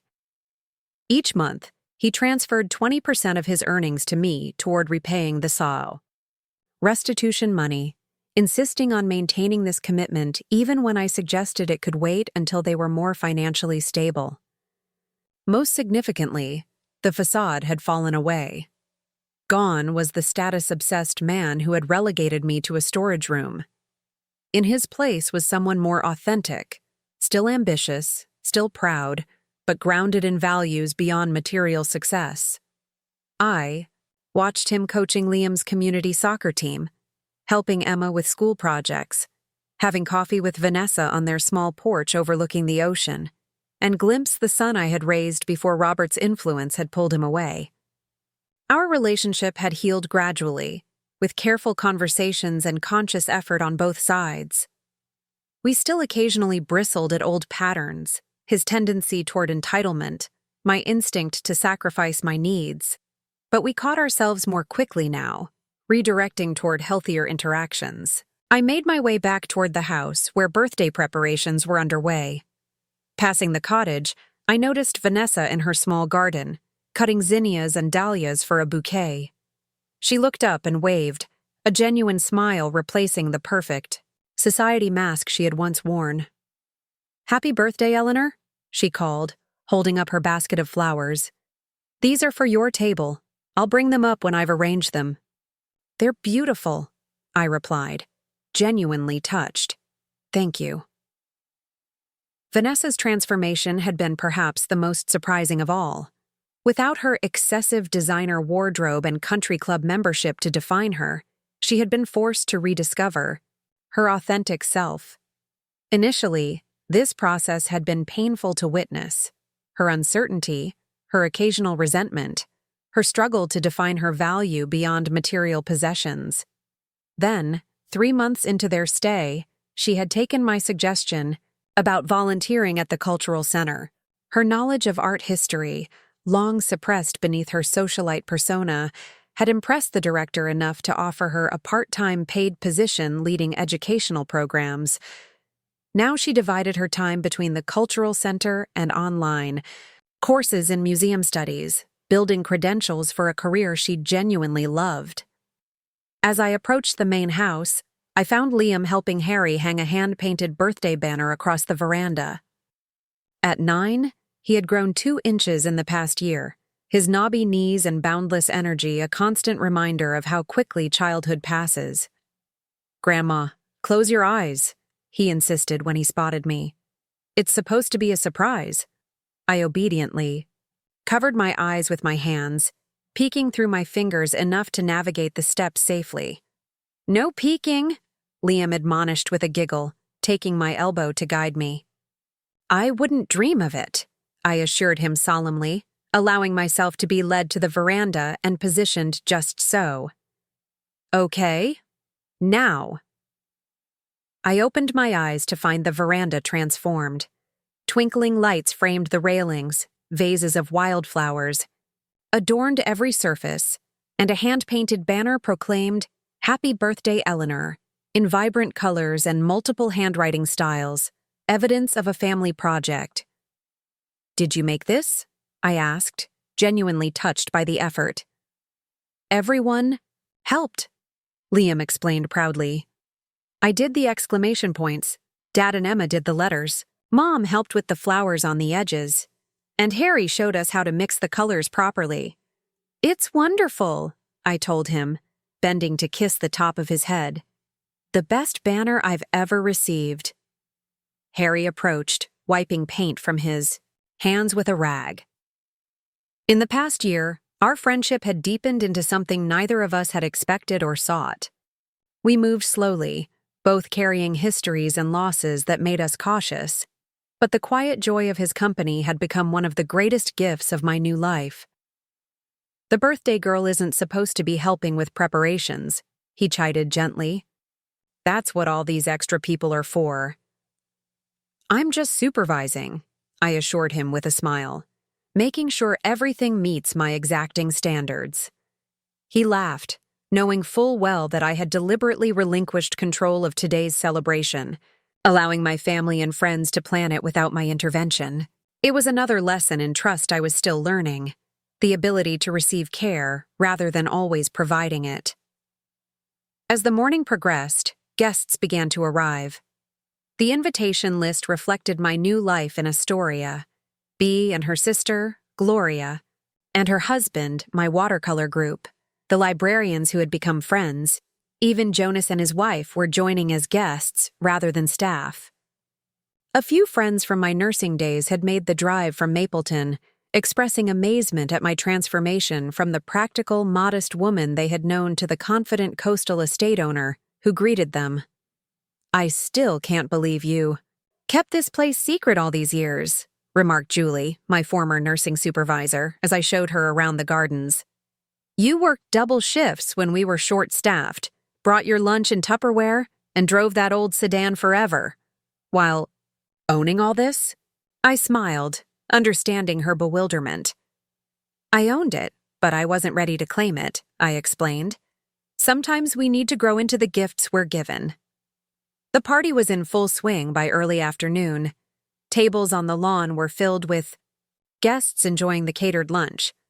Children, including Emma and Liam, played an elaborate game of tag across the gardens. Bea held court near the rose beds, regaling a group with stories from her latest historical research project. The atmosphere was relaxed and joyful, exactly the kind of celebration I had wanted. I was chatting with Harry and the librarians when a hush fell over one section of the party. Looking up, I was startled to see Robert standing awkwardly at the edge of the garden, an expensive-looking gift bag dangling from one hand. Tom approached him first, his body language tense but controlled as they exchanged words I couldn't hear. Then, surprisingly, he gestured toward me and began leading his father in my direction. "Mom," Tom said as they reached us, his tone carefully neutral. "Dad wanted to wish you happy birthday in person. I told him it was up to you whether he stayed." Robert looked older than when I'd last seen him at my gates a year ago. His hair was fully silver now, his posture slightly stooped. Designer clothes and an expensive watch couldn't disguise the subtle signs of aging, perhaps even mortality, catching. Up with the man who had once seemed invincible to me. "Eleanor," he acknowledged, his typical confidence noticeably dimmed. "You look well. This is quite a gathering." "Thank you," I replied, noting Harry's protective shift closer to my side. "It's unexpected to see you here." Robert held out the gift bag. "I brought this. It's nothing significant, just... I thought you might like it." I accepted the bag with measured grace, setting it aside without opening it. "Would you like some lunch? There's plenty." The simple hospitality seemed to unbalance him. He glanced around at the celebration, at the warmth and connection evident among my guests, at the Shell Cliff house standing proudly on the bluff, at the obvious bond between Tom and me that had been rebuilt in his absence. "I don't want to intrude on your day," he said finally. "I just wanted to see for myself." "See what?" "All of this." He gestured vaguely around. "Mother's estate, your new life, how Tom and his family are doing." He hesitated, then added more quietly, "Whether what Diane said was true." I raised an eyebrow, curiosity piqued despite myself. "And what did Diane say?" Robert looked uncomfortable. "That you seem happier without us than you ever were with us. That Tom talks about you differently now, with respect instead of dismissal. That you've built something here that makes our life in Portland seem hollow by comparison." The assessment surprised me, especially coming from Diane. I had barely thought of her in months, the woman who had once dominated my nightmares fading into irrelevance as I created a life beyond the shadow of their betrayal. "And what do you think now that you've seen it?" I asked. Robert's gaze swept over the celebration again, lingering on Emma and Liam playing on the lawn, on Tom and Vanessa talking easily with my friends, on the magnificent house that had been his mother's legacy, to me, not him. "I think," he said slowly, "that I may have underestimated you, Eleanor. All these years." It wasn't quite an apology, but from Robert, it was as close as I was likely to get. I felt no triumph at his admission, no vindictive satisfaction, just a peaceful acknowledgement that his opinion, which had once held such power over me, now mattered very little. "Would you like to stay for cake?" I offered, neither encouraging nor discouraging his presence. "Everyone is welcome today." Robert seemed to consider it, then shook his head. "Another time, perhaps. I should get back to Portland." He glanced at Tom. "We'll talk later this week about the trust matter?" Tom nodded, his expression guarded but not hostile. "I'll call you Tuesday." With a final nod to me and an awkward half-wave to the gathering, Robert retreated the way he had come. I watched him go, reflecting on how differently I viewed him, now compared to the devastating power he had once held over my self-worth. "Well, that was unexpected," Harry remarked beside me. "Are you okay?" "Surprisingly, yes," I replied honestly. "It's like seeing a character from a book I read long ago, familiar, but not particularly meaningful to my current story." Harry smiled, understanding in his eyes. "Shall we rejoin your party? I believe there's a rather spectacular cake awaiting its moment of glory." The moment Robert's car disappeared down the driveway, The celebration seemed to relax and expand, as if everyone had been holding their breath without realizing it. Tom approached me privately as the caterers began preparing for the cake presentation. "I'm sorry about Dad showing up uninvited," he said. "I had no idea he was planning to come." "It's all right," I assured him. "Actually, it was." Clarifying, in a way. Seeing him here, in this new context, he holds no power over me anymore. Tom nodded thoughtfully. "He mentioned something about a trust matter. What's that about?" "Your grandmother's original trust has a provision that activates when I turn 66, I explained. "Some investments she set aside specifically for you become available today, independent of my estate." "For me?" Tom looked genuinely surprised. "Even after everything that's happened?" "Amelia was very specific. She wanted you to have your own financial foundation, separate from both your father and me. She just set it to transfer at my 66th birthday, rather than immediately upon her death." I touched his arm gently. "It's not an enormous sum, but it's significant. Properly managed, it could provide educational funds for Emma and Liam. Perhaps help you and Vanessa eventually buy a home of your own." "Mom, I don't know what to say," Tom began, his expression conflicted. "After everything you've done already, the restitution payment?"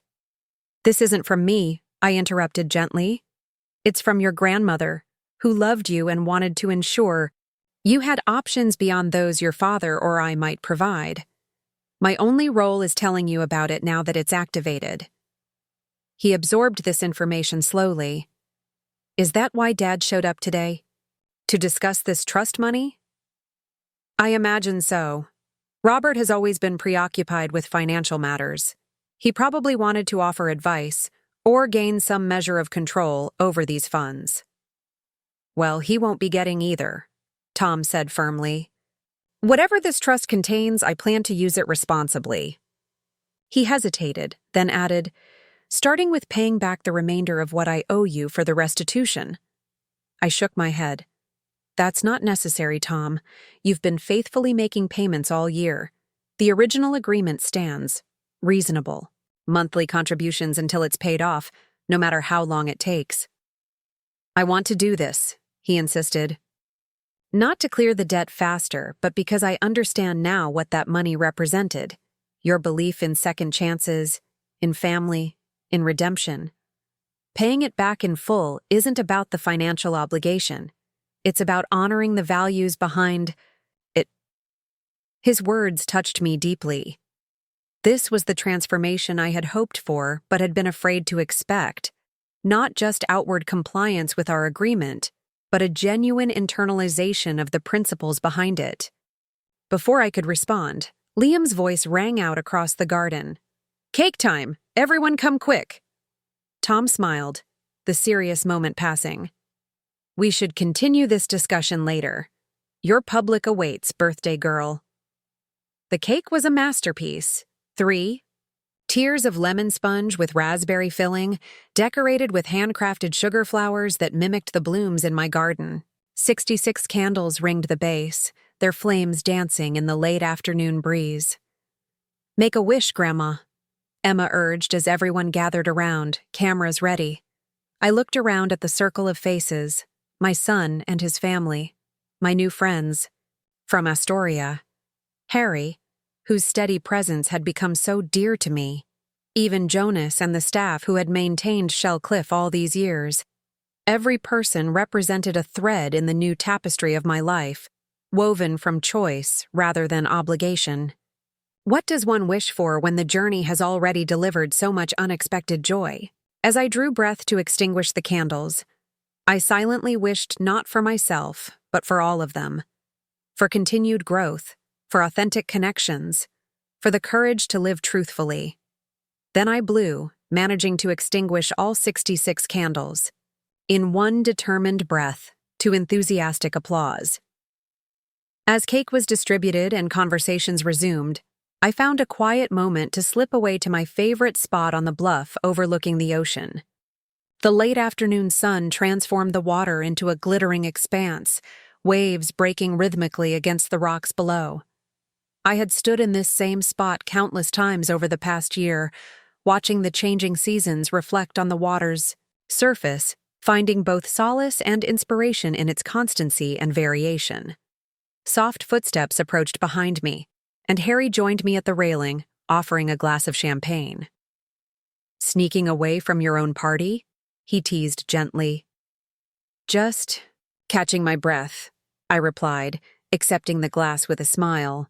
"It's been a wonderful day, but rather more attention than I'm used to." "You deserve every moment of celebration," he said, his voice warm with affection. "What you've accomplished this year goes far beyond simply claiming this beautiful property." "What do you mean?" Harry gestured toward the gathering behind us. "You've created a genuine community here, Eleanor. You've rebuilt your relationship with your son and his family from a foundation of mutual respect rather than obligation. You've developed your artistic talents. You've established new friendships." He paused, his expression softening. "And you've reminded a certain rusty old widower that connection and joy are still possible in the third act of life." I felt my cheeks warm slightly, still unaccustomed to such direct expressions of affection. "That widower has taught me a few things as well," I acknowledged. "About patience, about finding beauty in ordinary moments, about the value of companionable silence." We stood together, watching the horizon, comfortable in the unspoken understanding that had grown between us. Neither of us was interested in rushing toward definitions or commitments. We had both learned that meaningful relationships unfold at their own natural pace. "I opened Robert's gift while you were cutting the cake," I said, after a comfortable silence. It was a photograph I'd never seen before, me holding Tom as an infant with Amelia standing beside us. It must have been taken during our first visit to the estate after Tom was born. "A peace offering?" Harry suggested. "Perhaps," I mused, "or a reminder that despite everything that happened later, we shared those early chapters, that Tom connects us, regardless of how our individual stories diverged." "How did it make you feel?" I considered the question carefully. "Grateful, surprisingly. Not for Robert specifically, but for the entire journey, even the painful parts. Without the divorce, without Robert's abandonment, without Tom's recent troubles bringing him back to me, I might never have found my way here, to this life I've created." Harry nodded understanding. The Japanese have a concept called kintsugi, repairing broken pottery with gold. The idea is that the breaks and repairs become part of the object's history, making it more beautiful rather than something to disguise. "I like that," I said softly. "The broken places in my life, mended with gold, not erased, but transformed into something valuable." From the garden, Bee's voice called out my name, accompanied by Emma's excited tone announcing it was time for presents. The sounds of laughter and conversation drifted toward us on the breeze, the soundtrack of connection, of belonging, of a life fully lived. "Shall we rejoin the celebration?" Harry asked, offering his arm with old-fashioned courtesy. "Your public awaits." I placed my hand in the crook of his elbow, feeling a deep contentment settle within me. "Yes, let's go back. The view from here is magnificent, but the real beauty is in those connections." As we walked together toward the gathering, I reflected on the extraordinary journey of the past year. From the humiliation of that storage room in Tom's house to the quiet dignity of Shellcliffe Estate. From isolation to community. From sacrifice to self-respect. The woman who had accepted that tiny room, grateful for even that cramped space in her son's life, felt like a different person now. She had served her purpose, teaching me valuable lessons about boundaries, self-worth, and the difference between giving from obligation versus giving from choice. I had no regrets about revealing my ownership of the estate when I did. The timing had been perfect. Not just to escape my untenable situation, but because I had finally been ready to step fully into the life Amelia had envisioned for me all those years ago. As I rejoined my birthday celebration, surrounded by genuine connection and authentic joy, I silently thanked my former mother-in-law for her extraordinary gift. Not just the physical property, but the opportunity it had eventually provided to reclaim my true self. The smallest room in Tom's house had led me to the grandest version of my life, and for that unexpected journey, I was profoundly grateful. Up next, you've got 2 more standout stories right on your screen. If this one hit the mark, you won't want to pass these up. Just click and check them out.